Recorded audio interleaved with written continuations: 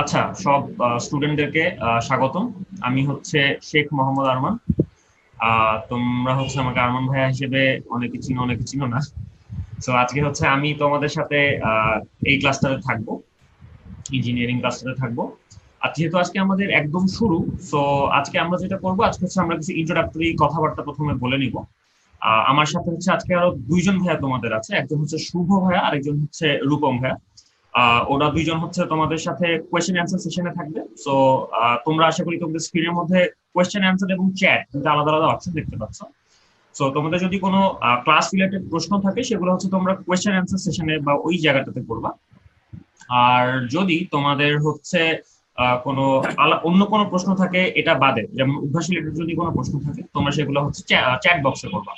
তো আশা করি আমাদের প্যানেলিস্ট যারা আছে তারা হচ্ছে সেগুলো অ্যান্সার দিবে। তো এখন আমি হচ্ছে এখানে একটা কথা আমরা বলে রাখি যে আমরা যখন ক্লাসটা কন্টিনিউ করব তখন আমি মাঝে মাঝে হচ্ছে তোমাদেরকে কিছু ছোটখাটো প্রশ্ন জিজ্ঞেস করবো যে এটা বুঝেছো কিনা বা সেটা করেছো কিনা। তো ওই সময় আমি তোমাদেরকে হ্যান্ড রেজের অপশনটা দিব আর কি। তো মানে আগেই হচ্ছে তোমার চ্যাট বক্সে ঝাঁপাই না করে হ্যান্ড রেজের অপশনটা ব্যবহার করে আমার সাথে কমিউনিকেট করার চেষ্টা করবা। এবং একান্ত জরুরি না হলে তোমরা প্রশ্নগুলো করো না আর কি, কারণ এটাতে যেটা হয় যে তুমি যদি ক্লাস করতে থাকো এবং তার মাঝখানে তুমি যদি প্রশ্ন করো তোমার মাইন্ড আসলে একসাথে দুই দিকে কাজ করবে। সো দ্যাটস ওয়াই যেটা আমার সাজেশন যে ধৈর্য ধরে ক্লাসটা করো। হয়তোবা তোমার মনের মধ্যে এই মুহূর্তে যে প্রশ্নটা আসতেছে সেই প্রশ্নটা হয়তো একটু পরে ভাইয়া নিজে অ্যান্সার দিব আর কি। সো আলটিমেটলি একটু ধৈর্য ধরে বসে থাকো। দেখো যে আমরা প্রশ্নের অ্যান্সার আসলে সবগুলো দিয়েই দিচ্ছি। এরপরেও যদি কোনো একান্তই প্রশ্ন থাকে সেগুলো তোমরা কোয়েশ্চেন অ্যান্সার বক্সে করতে পারো। আমাদের শুভ ভাই আছে আর রূপম ভাই আছে, ওরা হচ্ছে তোমাদের কোয়েশ্চেনে যথাযথ অ্যান্সার দেওয়ার চেষ্টা করবে। সো যেহেতু আমাদের সবকিছু বলা শেষ, তো আমরা ক্লাসটা আশা করি শুরু করতে পারি। সো চলো আমরা ক্লাসটা শুরু করি। ওকে, সো আমরা হচ্ছে আজকে আমাদের প্রথম লেকচার শুরু করতেছি। সো এখানে তোমরা দেখতে পাচ্ছ আশা করি যে এখানে আমরা আমাদের প্রথম লেকচারটা দিচ্ছি C1, এবং এই লেকচারের মধ্যে আমাদের মূল টপিক হচ্ছে মৌলসমূহের পর্যাবৃত্ত ধর্ম ও রাসায়নিক বন্ধন। এই চ্যাপ্টারটার একটা অংশ, সেটা হচ্ছে পর্যাবৃত্ত ধর্ম অংশ। যখন আমরা আমাদের সেকেন্ড পার্টে যাব অর্থাৎ C2 তে যাব, তখন আমরা এখানে আমাদের রাসায়নিক বন্ধন যে অংশটা আছে সেই অংশটা নিয়ে আলোচনা করব। সো যেহেতু আমাদের পর্যাবৃত্ত ধর্ম নিয়ে আমাদের আলোচনা, সো পর্যাবৃত্ত ধর্ম নিয়ে আলোচনা সবার প্রথমে আসলে পর্যায় সারণী চলে আসে। সো এখানে আমরা খুবই সুন্দর একটা পর্যায় সারণী দেখতে পাচ্ছি, রাইট? এখানে সুন্দর একটা পর্যায় সারণী দেখতে পাচ্ছি। এই পর্যায় সারণীতে হচ্ছে 118টা মৌল আছে, এবং এই 118টা মৌলকে ইলেকট্রন বিন্যাসের উপর ভিত্তি করে আমরা হচ্ছে 4টা ব্লকে ভাগ করতে পারি। এই ব্লকগুলো হচ্ছে অনেকটা তোমরা বনানীর বিভিন্ন ব্লকের কথা চিন্তা করতে পারো, যে বনানীতে হচ্ছে পুরো এরিয়াটাকে অনেকগুলো ছোট ছোট অংশে ভাগ করা হয়। এই ছোট ছোট অংশগুলোকে বিভিন্ন নাম দেওয়া হয়, ওকে, A ব্লক, B ব্লক, এরকম। ঠিক তেমনি এই পর্যায় সারণীতে যতগুলো মৌল আছে সেই সবগুলো মৌলকে ইলেকট্রন বিন্যাসের শেষ ইলেকট্রনটা কোন অরবিটালে প্রবেশ করেছে, যেমন যদি কোন একটা পরমাণু শেষ ইলেকট্রনটা হচ্ছে এস অরবিটালে প্রবেশ করে, আমরা জানি এস অরবিটালে হচ্ছে একটা থেকে দুইটা ইলেকট্রন থাকতে পারে, তাহলে এদেরকে আমরা বলি হচ্ছে এস ব্লক মৌল। তো এখানে হচ্ছে আমরা একটা বক্স দিয়ে দেখাই দিছি যে এখানে এস ব্লক মৌল আসলে কোথায় পড়ে। এখানে এস ব্লক মৌল আছে আর এই জায়গাটাতে একটা এস ব্লক মৌল আছে। সো মোটামুটি আমরা বুঝতেই পারছি যে এস ব্লক মৌলগুলোর মূল অবস্থান আসলে বাম দিকে, রাইট? এস ব্লক মৌলগুলোর মূল অবস্থান বাম দিকে। আচ্ছা, এখানে হচ্ছে একটুখানি ভুল মনে হয় হয়েছে, এইটা হচ্ছে এস ব্লকের মধ্যে পড়ে, রাইট? এই যে এটা হচ্ছে আমাদের NS1, এই পার্টটা হচ্ছে বা গ্রুপ 2 যেটা, সেটা হচ্ছে আমাদের NS2। এটা হচ্ছে এস ব্লক মৌলের মধ্যে পড়ে, কারণ এদের যে শেষ ইলেকট্রনটা আছে সেই সবগুলো শেষ ইলেকট্রন আমাদের এস অরবিটালে প্রবেশ করেছে। সিমিলারলি আমরা যদি পরবর্তী ব্লকটা দেখার চেষ্টা করি, পরবর্তী ব্লক হচ্ছে পি ব্লক। পি ব্লক মানে কি, যে যেই পরমাণু শেষ ইলেকট্রনটা পি অরবিটালে প্রবেশ করেছে। সো যদি আমরা পি অরবিটালের প্রবেশতা যদি আমরা লক্ষ্য করি, তাহলে সেটা হচ্ছে এই জায়গা থেকে শুরু হয়, রাইট? এই যে এই জায়গা থেকে শুরু হয়, এটা হচ্ছে P1 কনফিগারেশন, আর এইখানে নিয়নের মধ্যে হচ্ছে P6 কনফিগারেশন। তার মানে আলটিমেটলি এই যে পুরো ব্লকটা আছে আমাদের, এই পুরো ব্লকটা, এই পুরো জায়গাটা হচ্ছে আমাদের পি ব্লক মৌলের মধ্যে পড়ে। তার মানে আমরা এখান থেকে হিসাব করতে পারবো আসলে যে পি ব্লক মৌল কতগুলো। সো যেটা হয় তোমাদের মাঝে মধ্যে এইচএসসি তে এমসিকিউ তে বা জ্ঞানমূলকে প্রশ্ন দিয়ে দিতে পারে যে এস ব্লক মৌল কতগুলা বা পি ব্লক মৌল কতগুলা। তো সেই ক্ষেত্রে তোমরা হচ্ছে সুন্দর মতো এই ছবিটা দেখবা, ছবিটা দেখে হচ্ছে এখানে গুনতে শুরু করবো। দেখো এখানে 1 2 3 4 5 6, আর এখানে উপর থেকে নিচে তুমি গুনবা যে কতগুলো পরমাণু আছে। তাহলে তুমি যদি দুইটা গুণ করে দাও তাহলে তুমি খুব সুন্দর করে কতগুলো পি ব্লক মৌল আছে সেটা তুমি খুব সুন্দর করে বের করতে পারবা। সো এটা একটু মাথায় রাখবা যেগুলো হচ্ছে এমসিকিউর জন্য খুবই ইম্পর্টেন্ট, এই জায়গাগুলো হচ্ছে এমসিকিউর জন্য খুবই ইম্পর্টেন্ট। ওকে, তারপরটা আসে হচ্ছে ডি ব্লক মৌল। সো ডি ব্লক মৌল এগেইন এরা কারা, যাদের শেষ ইলেকট্রনটা ডি অরবিটালে প্রবেশ করে, রাইট? তাহলে ডি অরবিটালে যেহেতু 10টা ইলেকট্রন থাকতে পারে, তাহলে হচ্ছে ডি1 কনফিগারেশন থেকে শুরু করে ডি10 কনফিগারেশন পর্যন্ত এরা সবাই হচ্ছে ডি ব্লক মৌল। তাহলে এই ডি ব্লক মৌল থেকে শুরু হবে, গ্রুপ নাম্বার 3 থেকে শুরু করে এই গ্রুপ নাম্বার 12 পর্যন্ত সবাই আসলে ডি ব্লক মৌল। ওকে, সো এই গ্রুপটাও কিন্তু ডি ব্লক মৌলের আন্ডারে পড়ে, সো তোমরা একটু মাথায় রাখবে এটা। এবং এই ল্যান্থানাইট এবং অ্যাক্টিনাইট সিরিজের একদম এই 3টা মৌল এটা হচ্ছে ডি ব্লকের আন্ডারে পড়ে। সো আশা করি আমরা ডি ব্লক মৌল সম্পর্কেও বুঝে গেছি। সো এখন লাস্ট ওয়ান, সেটা হচ্ছে এফ ব্লক মৌল, অর্থাৎ যেই সকল পরমাণু শেষ ইলেকট্রনটা এফ অরবিটালে প্রবেশ করে। সো এখানে আমরা একটাই অবস্থান দেখতে পারি, সেই অবস্থানটা হচ্ছে গ্রুপ 3। এই গ্রুপ 3 এর ষষ্ঠ এবং সপ্তম পর্যায়ে একই জায়গাতে 14টা করে মৌল অবস্থান করে, অর্থাৎ এই পজিশনটায় 14টা মৌল 57 to 71 মানে পারমাণবিক সংখ্যা, যে ল্যান্থানাইট থেকে শুরু করে একদম লুটেনিয়াম পর্যন্ত। আর এই পরবর্তীতে যে অ্যাক্টিনিয়াম থেকে শুরু করে একদম এই এলআর পর্যন্ত, এই সবগুলো মৌল হচ্ছে এফ ব্লক মৌলের আন্ডারে পড়ে এবং তাদের সবার অবস্থান হচ্ছে একটা জায়গাতেই, সেটা হচ্ছে গ্রুপ 3। সো এই হচ্ছে আমাদের মোটামুটি একটা ইন্ট্রোডাক্টরি ব্লক এলিমেন্টের আইডিয়া, যে কোন একটা মৌল শেষ ইলেকট্রনটা কোন অরবিটালে প্রবেশ করছে সে অনুযায়ী আসলে তার ধর্ম নিয়ন্ত্রিত হয়।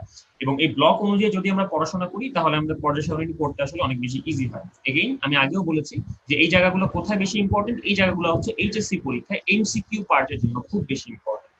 ওকে, এরপরে যেটা আমাদের চলে আসে সেটা হচ্ছে আমরা একটু আগে যেটা বললাম যে এস ব্লক মৌল, পি ব্লক মৌল, এদের সাধারণ ইলেকট্রন বিন্যাসগুলো কিরকম। সো আমরা আগেই বলেছি যে এস ব্লক মৌল হচ্ছে দুইটা গ্রুপ জুড়ে বিন্যস্ত, একটা হচ্ছে গ্রুপ 1 বা গ্রুপ 1A, আর একটা হচ্ছে গ্রুপ 2 বা গ্রুপ 2A। এই জিনিসগুলোতে একটু পরেই আমরা আসবো, সো এটা নিয়ে কারো কোনো টেনশন করার দরকার নেই। সো এখানে মৌল সংখ্যা 14টা, খেয়াল করো ভাই যে এখানে আমরা লিখে দিছি এটা। এস ব্লক বলে সাধারণ ইলেকট্রন বিন্যাস কিরকম, যে কোনো শেলের এস অরবিটালে একটা থেকে দুইটা ইলেকট্রন থাকবে, সো এটা হচ্ছে আমাদের সাধারণ ইলেকট্রন বিন্যাস। পি ব্লক বলে সাধারণ ইলেকট্রন বিন্যাস কি হবে, এখানে হচ্ছে এনপি 1 থেকে 6, অর্থাৎ এটা হচ্ছে পি ব্লক ইলেকট্রনের বা পি ব্লক মৌলের সাধারণ ইলেকট্রন বিন্যাস হবে। সিমিলারলি খেয়াল করো যে এখানে আমরা পি ব্লক মৌলের মধ্যে কয়টা ইলেকট্রন আছে, সরি পি ব্লক মৌলের মৌলসমূহ মোট কয়টা সেটা আমরা এখানে লিখে দিয়েছি 36টা। ওকে, আচ্ছা এখন আসলে যে ডি ব্লক মৌল, ডি ব্লক মৌল শুরু হয় হচ্ছে গ্রুপ 3 থেকে আর শেষ হয় হচ্ছে গ্রুপ 12 তে যায়, বা আমি যদি পুরানো মেথডের কথা বলি তাহলে শুরু হয় হচ্ছে 3B থেকে আর শেষ হয় হচ্ছে 2B তে যায়। ওকে, সো এটা আসলে উল্টা মনে হলেও জিনিসটা আসলে এরকম না। আসলে এখানে শুরু হয় হচ্ছে 3B তে, তারপরে 4B থেকে আপ টু গ্রুপ 8B পর্যন্ত যাওয়া হয়, তারপরে হচ্ছে 1B এবং 2B থাকে। সো আলটিমেটলি এখানে এরকম 10টা গ্রুপ আছে। তো এখানে মোট মৌলের সংখ্যা 41টা। এবং সাধারণ ইলেকট্রন বিন্যাস যদি আমরা বলি, সাধারণ ইলেকট্রন বিন্যাসটা আসলে কিরকম হয়, এটা হয় হচ্ছে আমাদের যে যোজ্যতা শেল আছে সেই যোজ্যতা শেলের এস অরবিটাল পূর্ণ বা আংশিক পূর্ণ থাকবে, এবং তার আগের যে ডি অরবিটাল আছে সেই তার আগের ডি অরবিটালটাও আংশিক পূর্ণ থাকবে বা পরিপূর্ণ থাকবে, অর্থাৎ D1 থেকে 10। সো এটা হচ্ছে আমাদের সাধারণ ইলেকট্রন বিন্যাস, যে আমাদের যোজ্যতা শেল এবং তার আগের শেলের ডি অরবিটালটা পরিপূর্ণ থাকবে এবং যোজ্যতা শেলে শুধুমাত্র এস অরবিটালটা পরিপূর্ণ। তো আমরা হচ্ছে এফ ব্লক মৌলে যদি চলে আসি, এফ ব্লক মৌলের সাধারণ ইলেকট্রন বিন্যাস কিরকম হবে সেটা যদি আমরা একটু লক্ষ্য করি, এফ ব্লক মৌলের সাধারণ ইলেকট্রন বিন্যাস হবে হচ্ছে এরকম। যদি আমরা আউফবাউ নীতি ফলো করি, যেটা হচ্ছে আমরা যোজ্যতা শেলের হচ্ছে এস অরবিটালের মধ্যে একটা বা দুইটা ইলেকট্রন থাকে, যোজ্যতা শেলের এস অরবিটালে একটা বা দুইটা ইলেকট্রন থাকে। ওকে, তার আগের শেলের ডি অরবিটালটা হচ্ছে পরিপূর্ণ থাকে, এবং তার আগের শেলে অর্থাৎ n-2 এই শেলের এফ অরবিটালে 1 থেকে 14টা ইলেকট্রন থাকে। তো এটা হচ্ছে আমাদের মূল আকর্ষণের জায়গা, যে আমাদের এফ ব্লক মৌলসমূহের সাধারণ ইলেকট্রন বিন্যাসটা আসলে কিরকম। ওকে, সো এখন আমরা হচ্ছে পরবর্তীতে যাওয়ার সময় আমরা এখানে একটা পোল দিব তোমাদেরকে। ওকে, সো তোমরা আশা করি আমাদের স্ক্রিনের মধ্যে পোল কোয়েশ্চেনটা দেখতে পাচ্ছ। তোমাদেরকে আমি প্রশ্নটা পড়ার জন্য হচ্ছে একটু সময় দিব, তোমাদেরকে আমি 30 সেকেন্ড সময় দিব, তারপর হচ্ছে আমি পোলটা লঞ্চ করব। সো পোলটা লঞ্চ করার পরে তোমরা তোমাদের স্ক্রিনে হচ্ছে বিভিন্ন অপশন দেখতে পারবা, সো যেটা সঠিক উত্তর তোমরা সেই অপশনে হচ্ছে ক্লিক করবা, এবং তারপর হচ্ছে তোমাদের অ্যান্সারটা রেকর্ড হবে, এবং নির্দিষ্ট সময় পরে আমি হচ্ছে এই পোল কাউন্টিংটা অফ করে দিব, এবং তারপরে আমি রেজাল্ট নিয়ে ডিসকাস করব। সো আশা করি এখন পর্যন্ত তোমরা সবাই সবকিছু কথা বুঝছো। সো দেখা যাক তোমরা এই পোলটাতে কি করো। সো যদি তোমরা আমার কথা বুঝে থাকো তাহলে সবাই একটু বাবা রেজ হ্যান্ড করো তো দেখি, আমি একটু দেখি তোমাদেরকে, রেজ হ্যান্ড করো। ও রে, একদম পুরো ফ্লাড হইতেছে রেজ হ্যান্ডে। আচ্ছা, ওকে, সো সবাই হাত নামায় ফেলো।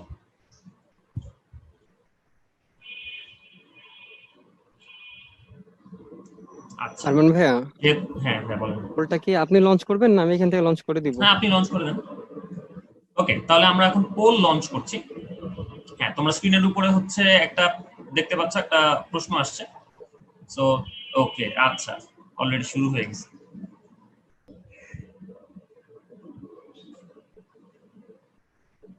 আমরা 20 সেকেন্ড দেখবো, তারপর আমরা হচ্ছে পোল বন্ধ করে দিব।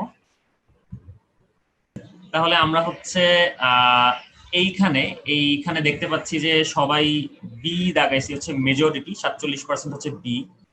ওকে, সো এখানে একটা ছোট্ট কথা আছে ভাইয়া, বি এর আমরা অ্যানসারটা একটু দেখার চেষ্টা করি যে আসলে এখানে বি এর মধ্যে কি আছে। হ্যাঁ, সো বি এর মধ্যে এখানে দেখা যাচ্ছে যে ডি 1 থেকে 9। আচ্ছা, এই এই জিনিসটা কেন আমরা দাগালাম, আমরা এখানে অবস্থান্তর মৌল এই জিনিসটা হচ্ছে আমরা এখানে দেখছি আসলে। কিন্তু যেটা ছোট্ট জিনিস আমরা মিস করছি, যেটা আমরা সবসময় আসলে পড়ে আসি, সেটা হচ্ছে অবস্থান্তর মৌল হচ্ছে ডি ব্লক মৌল। ওকে, এখানে হচ্ছে অভ্যন্তরীণ বা অন্ত বা ভিতরের অবস্থান্তর মৌলের কথা বলা হচ্ছে। সো আমরা সবাই জানি যে ভেতরের যে অবস্থান্তর মৌলগুলো আছে তারা আসলে এফ ব্লক মৌল। সো এখানে এফ ব্লক মৌলের একমাত্র ব্যাপারটা হচ্ছে আসলে এইটা। সো আমাদের answer should be n-2 f1 থেকে 14। সো আমরা ছোট্ট একটা ভুল করেছি যে আমরা হচ্ছে অভ্যন্তরীণ কথাটার উপরে গুরুত্ব দিইনি, কিন্তু এই কথাটা আসলে খুবই গুরুত্বপূর্ণ। আচ্ছা, তো এই হচ্ছে আমাদের মোটামুটি প্রথম পোলটা ছিল। আচ্ছা, আমি এখন একটু কিউএনএ তে যাই। আচ্ছা, কিউএনএ তে হচ্ছে আমাদের আচ্ছা আচ্ছা ভাই, এটা কি এফেক্টিভ হবে যদি নোট না করি? হ্যাঁ, তোমরা হচ্ছে যদি নোট না করে, যদি কম না করে যদি কমফোর্ট ফিল করো, তাহলে অবশ্যই তোমাদের সেটা স্বাধীনতা আছে। কারণ এই জিনিসটা বা যে আমাদের যে ক্লাস নোটটা আছে, এই ক্লাস নোটটা তোমাদেরকে উদ্ভাসের ওয়েবসাইটে দিয়ে দেওয়া হবে, তাই না অমিত ভাইয়া? জি ভাইয়া, ওদেরকে আপলোড করে দিব আমরা। হ্যাঁ, তাহলে অবশ্যই তোমরা হচ্ছে যদি নোট না করে ক্লাসটা করতে স্বাচ্ছন্দ্য বোধ করো, তোমরা অবশ্যই সেই কাজটাই করো। আচ্ছা, আমরা এখন তাহলে হচ্ছে আমাদের সামনে আগাচ্ছি। আমি হচ্ছে আবার এই সাইড করে দিই এটা। হ্যাঁ, ওকে, সো আমরা হচ্ছে সামনে আগাই।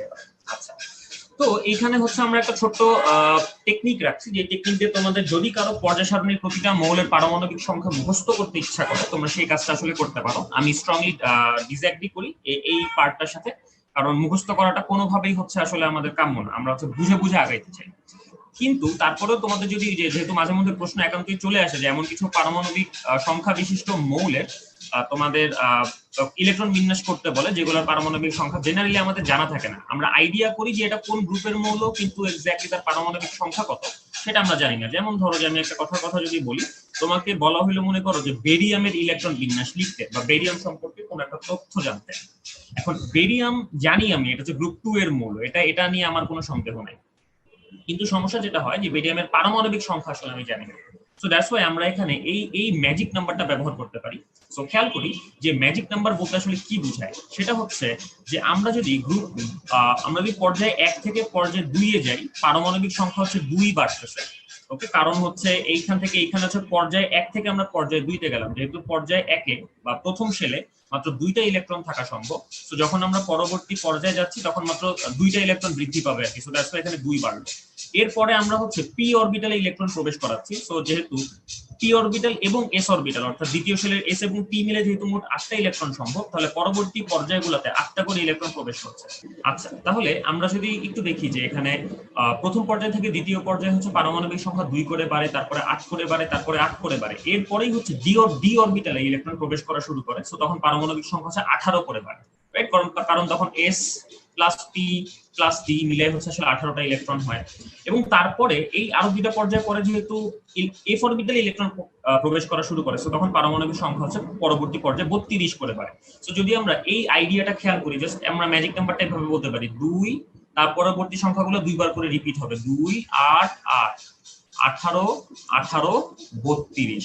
সো তাহলে আমাদের আর কোনো ঝামেলা আসলে থাকে না। সো এটা একটা সুন্দর প্রক্রিয়া। তোমরা হচ্ছে এইভাবে পারমাণবিক সংখ্যা খুব ইজিলি বের করতে পারো যদি তোমরা মৌলটাকে চিনতে পারো আর কি। আর যদি মৌলটাকে চিনতে না পারো, তাহলে হচ্ছে মুখস্থ করা ছাড়া আর কোনো উপায় আসলে নাই। ওকে, সো এইখানে হচ্ছে আমরা পর্যায় সারণীতে যে মৌলগুলো আছে তাদের অবস্থানগুলো আমরা কিভাবে নির্ণয় করি সেটা আমরা একটু বের করবো। যেমন এখানে হচ্ছে আমরা যদি একটা পর্যায় সারণী চিন্তা করি, এখানে যদি একটা পর্যায় সারণী চিন্তা করি, একটা সাধারণ পর্যায় সারণী, তাহলে এই পর্যায় সারণীতে কতগুলো গ্রুপ আছে, রাইট? এখানে গ্রুপ 1, 2, এভাবে যদি আমরা পর্যায় সারণীর দিকে তাকাই, তাহলে আমরা গ্রুপ 1, 2, 3 থেকে শুরু করে আপ টু গ্রুপ 18 পর্যন্ত যাই। কিন্তু এক সময় যেটা করা হতো, এক সময় হচ্ছে মৌলগুলোকে দুইটা সাব গ্রুপে প্রথমে ভাগ করা হতো, এ এবং বি। তারপরে এই এ সাব গ্রুপের আন্ডারে থাকতো হচ্ছে 8টা গ্রুপ এবং বি সাব গ্রুপের আন্ডারে থাকতো হচ্ছে 8টা গ্রুপ। আচ্ছা, ওকে। সো এখন এই জিনিসটা আসলে কিভাবে কাজ করে, সাবগ্রুপ জিনিসটা কিভাবে কাজ করে, এটা অনেকে জানা নেই। সো আমি একবার বলে দিই, যদি কোনো একটা মৌল হচ্ছে এস বা পি ব্লক হয় তাহলে তারা হচ্ছে এ সাবগ্রুপের মধ্যে পড়ে, এবং কোনো একটা মৌল যদি ডি বা এফ ব্লক হয় তাহলে তারা হচ্ছে বি সাবগ্রুপের মধ্যে পড়ে। তো এটা হচ্ছে সাবগ্রুপের আইডিয়াটা। তার মানে যদি এস ব্লক মৌল হয়, পি ব্লক মৌল হয়, তাহলে অবশ্যই আমরা সাবগ্রুপ এ বলবো। যদি ডি ব্লক বা এফ ব্লক মৌল হয় আমরা অবশ্যই সেখানে সাবগ্রুপ বি বলবো। আচ্ছা, এখন আমরা গ্রুপ সংখ্যা কিভাবে নির্ণয় করি, এটা বের করা আসলে খুবই সহজ। যদি আমাদের এস ব্লক মৌল হয় তাহলে যোজ্যতা ইলেকট্রন যতগুলা আমাদের সাবগ্রুপ নাম্বারও তত। আর যদি আমাদের পি ব্লক মৌল হয় তাহলেও আমাদের যোজ্যতা ইলেকট্রন যতগুলো আমাদের গ্রুপ নাম্বার তত। আমি একটা এক্সাম্পল দিই, যেমন ধরি আমি নাইট্রোজেনের আমি গ্রুপ সংখ্যা নির্ণয় করতে চাই, তাহলে নাইট্রোজেনের আমরা যদি ইলেকট্রন বিন্যাস করি 1s2 2s2 2p3, অর্থাৎ এখানে হচ্ছে আমাদের যোজ্যতাশীলে 5টা ইলেকট্রন আছে। যেহেতু শেষ ইলেকট্রন পি অরবিটালে প্রবেশ করেছে তাহলে আমরা বলবো এটা হচ্ছে সাবগ্রুপ এ, এবং যেহেতু এখানে মোট 5টা ইলেকট্রন আছে তাহলে এটা সাবগ্রুপ, একটা গ্রুপ হবে হচ্ছে গ্রুপ 5। তার মানে এটার টোটাল অবস্থান হলো গ্রুপ 5A। আচ্ছা, তো আমাদের মনে হয় একটু সমস্যা হয়েছে, আমরা একটু পেছনে ব্যাক করি। ওকে, সো আমাদের পোলের মধ্যে একটা ছোট্ট মনে হয় ঝামেলা ছিল। আচ্ছা, ওকে, সো এইখানে হচ্ছে বলা হচ্ছে অভ্যন্তরীণ অবস্থান্তর মৌলের স্থিতি। আচ্ছা, ওকে, আমি হচ্ছে একটা ছোট্ট পার্ট মিস করেছিলাম, সেটা হচ্ছে স্থিতিশীল আয়ন।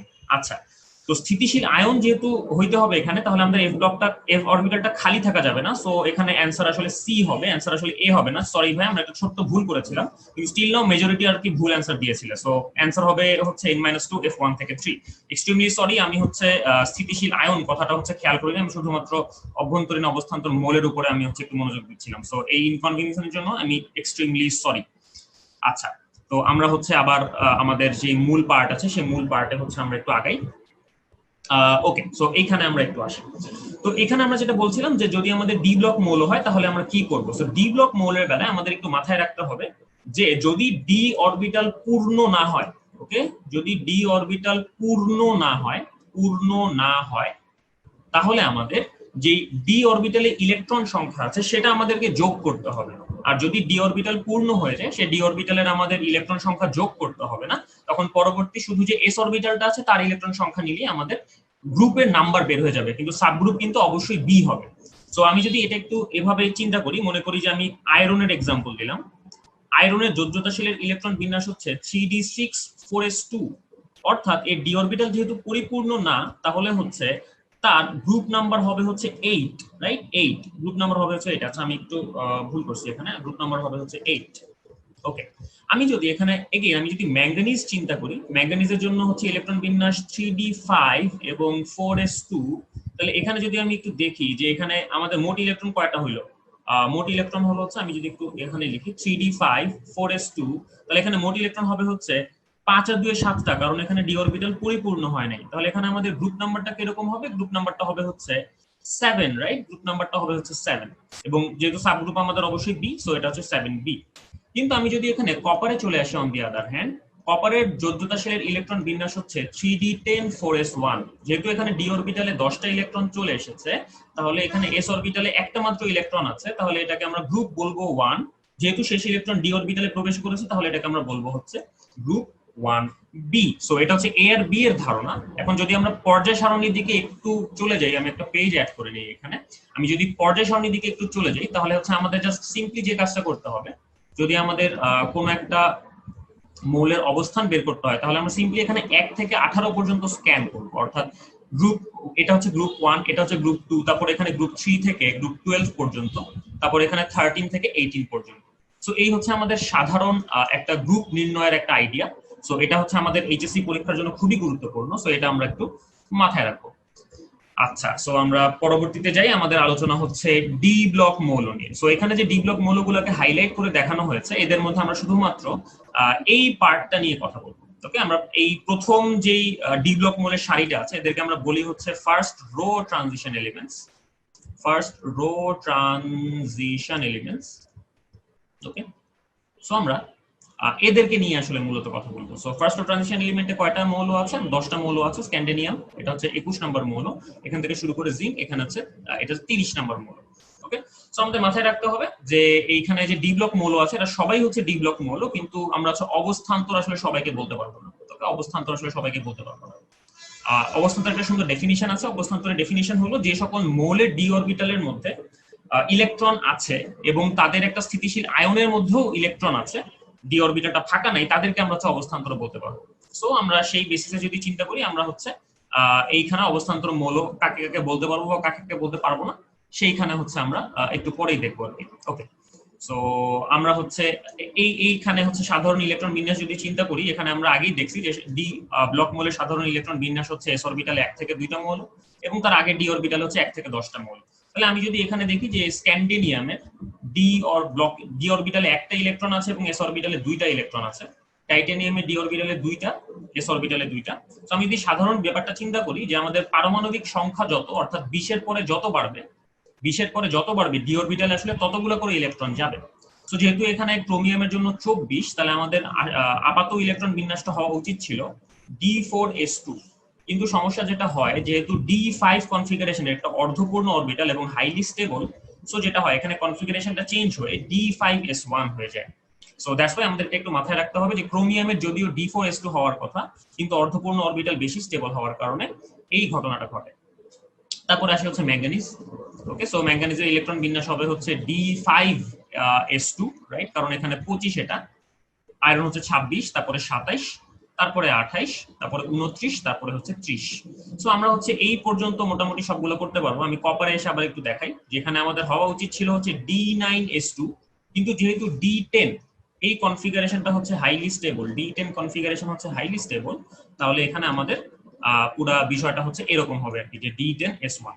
আচ্ছা, তো এই গেল হচ্ছে আমাদের সাধারণ ইলেকট্রন বিন্যাস। আচ্ছা, এখন আমরা পরবর্তীতে যে হ্যাঁ ভাই এই হচ্ছে ক্রোমিয়ামেরটা যখন বুঝাইছেন, একটা কোশ্চেন একটু আসছিল যে মোলিবডেনাম মানে সরি টাংস্টেনের ইলেকট্রন বিন্যাসেও তো মানে প্রায় সেম আসে, ওইটা যদি একবার একটু বুঝাই দিতেন। আচ্ছা আচ্ছা, এই ক্ষেত্রে কাহিনী যেটা হচ্ছে, আমরা শুধু প্রথম সারি নিয়ে কথা বলতেছি, এটা ছোট কারণ আছে। এটা এখানে আমরা 2টা পার্টে আমরা পর্যায়সারণী মৌলগুলোকে ভাগ করি। একটাকে বলি আমরা হচ্ছে রিপ্রেজেন্টেটিভ বা প্রতিরূপী মৌল, একটাকে বলি আমরা হচ্ছে প্রতিরূপী মৌল, যেগুলো হচ্ছে এস এবং পি ব্লক। আদেরকে আমরা আর অন্য পার্টটাকে আমরা বলি হচ্ছে অবস্থান্তর মৌল। ওকে, যারা হচ্ছে ডি এবং এফ ব্লক। সো কেন এদেরকে প্রতিরূপী বলা হয়, কেন এদেরকে অবস্থান্তর বলা হয়?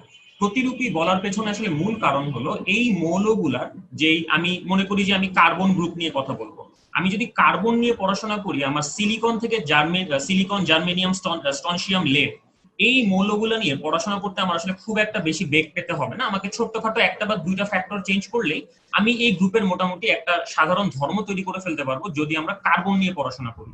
একই কথা প্রযোজ্য হ্যালোজেন নিয়ে যদি আমরা পড়াশোনা করি, যদি আমরা ফ্লোরিন নিয়ে পড়াশোনা করি, তাহলে আমরা এই গ্রুপের বাকি যে মেম্বার আছে তাদের সম্পর্কে আমরা খুব মোটামুটি ভালোভাবে একটা ভালো অ্যাকিউরেসিতে আমরা তাদের সম্পর্কে ইনফরমেশন গ্যাদার করতে পারবো। তার মানে এই সব গ্রুপ হচ্ছে এমন সব গ্রুপ, যে সব গ্রুপের একটা মৌল সম্পর্কে জানলে বাকি সবগুলো মৌল সম্পর্কে জানা আসলে হয়ে যায়।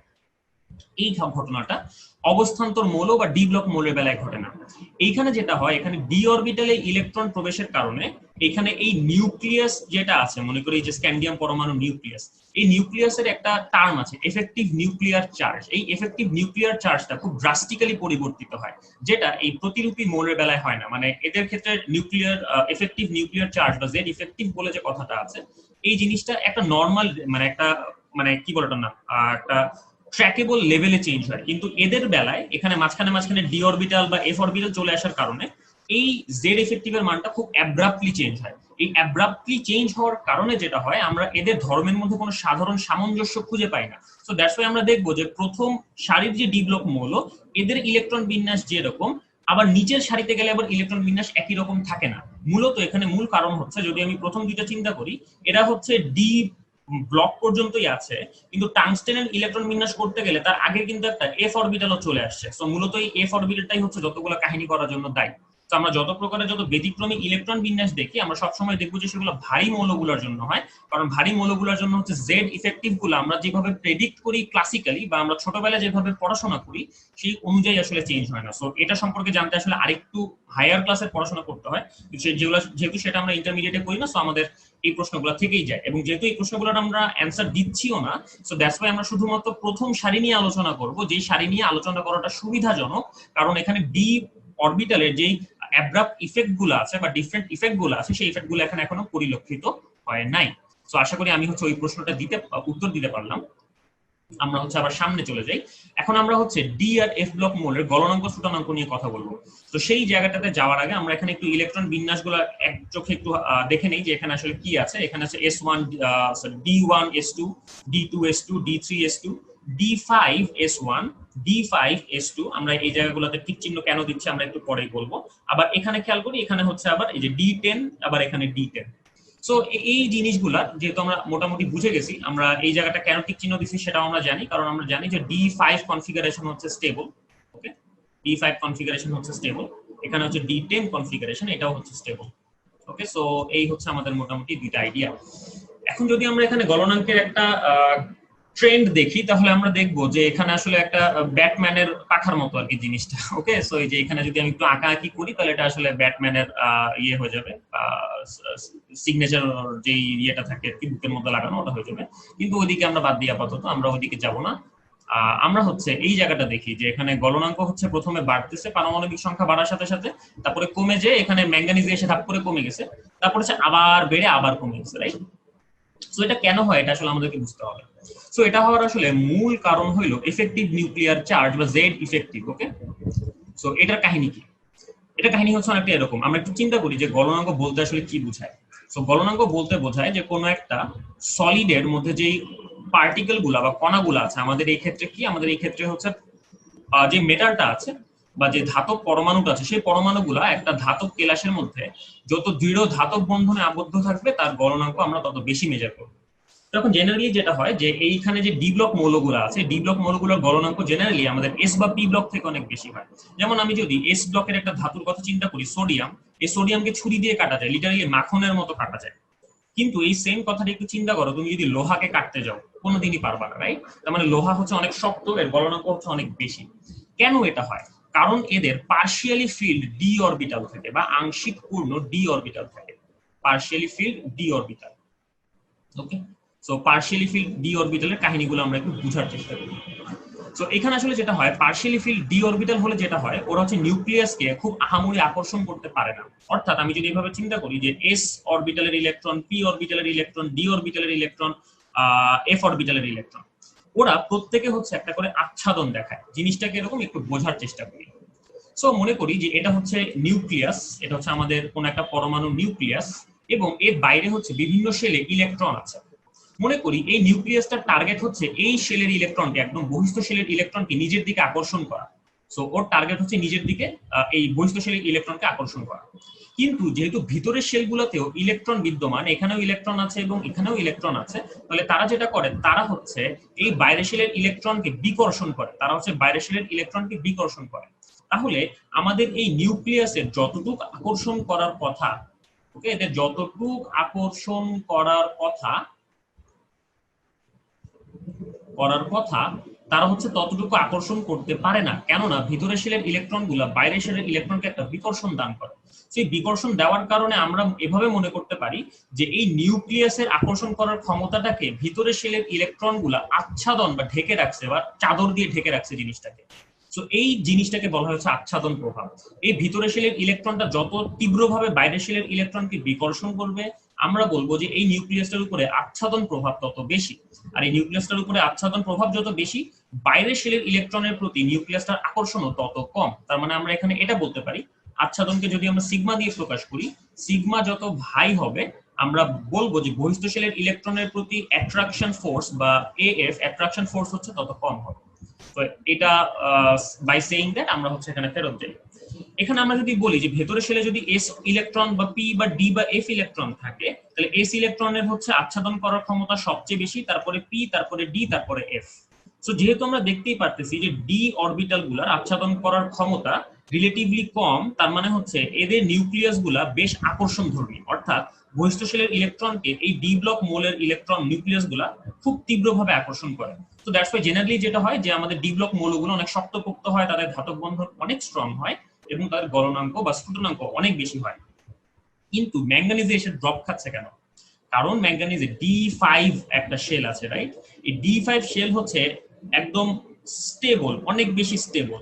তো অনেক বেশি স্টেবল হওয়ার কারণে ওর নিউক্লিয়াস থেকে দূরত্ব রিলেটিভলি কম, আর নিউক্লিয়াস থেকে দূরত্ব রিলেটিভলি কম হওয়ায় ও নিউক্লিয়াসকে আচ্ছাদনও করতে পারে অনেক বেশি। সো দ্যাটস ওয়াই এখানে এই ঘটনাটা ঘটে। এই সেম ট্রেন্ডটাই আমরা দেখবো যখন আমরা ফুলফিল্ড শেলের দিকে চলে যাই। খেয়াল করি এই জায়গাটাতে হচ্ছে D10 configuration, right? D10 configuration stable, so that's why এটাও নিউক্লিয়াসকে অনেক বেশি পরিমাণে মানে ঘিরে রাখে বা আকর্ষণ করে রাখে। সো দ্যাটস ওয়াই হচ্ছে এই ক্ষেত্রে গলনাঙ্ক স্ফুটনাঙ্ক আবার কমে আসে।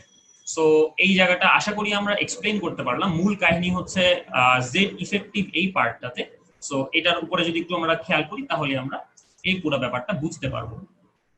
আচ্ছা, এখন আসি সব অবস্থান্তর ডি ব্লক, কিন্তু ডি ব্লক মৌল, কিন্তু সব ডি ব্লক মৌল অবস্থান্তর মৌল নয়। সো আমরা হচ্ছে অবস্থান্তর মৌলের ডেফিনিশন আমরা আগেও দিছি, এখনো আমরা আবার দিই যে অবস্থান্তর বা ট্রানজিশন এলিমেন্ট হচ্ছে সেগুলা যাদের D1 থেকে D9 কনফিগারেশন আছে, অর্থাৎ যাদের একটা আয়ন বা একটা পরমাণু যেটাই আমরা বলি না কেন, এই দুইটারই হচ্ছে এমন একটা অবস্থা থাকতে হবে যেখানে এই ডি অরবিটালটা আংশিক পূর্ণ, রাইট? পরিপূর্ণ না, আংশিক পূর্ণ।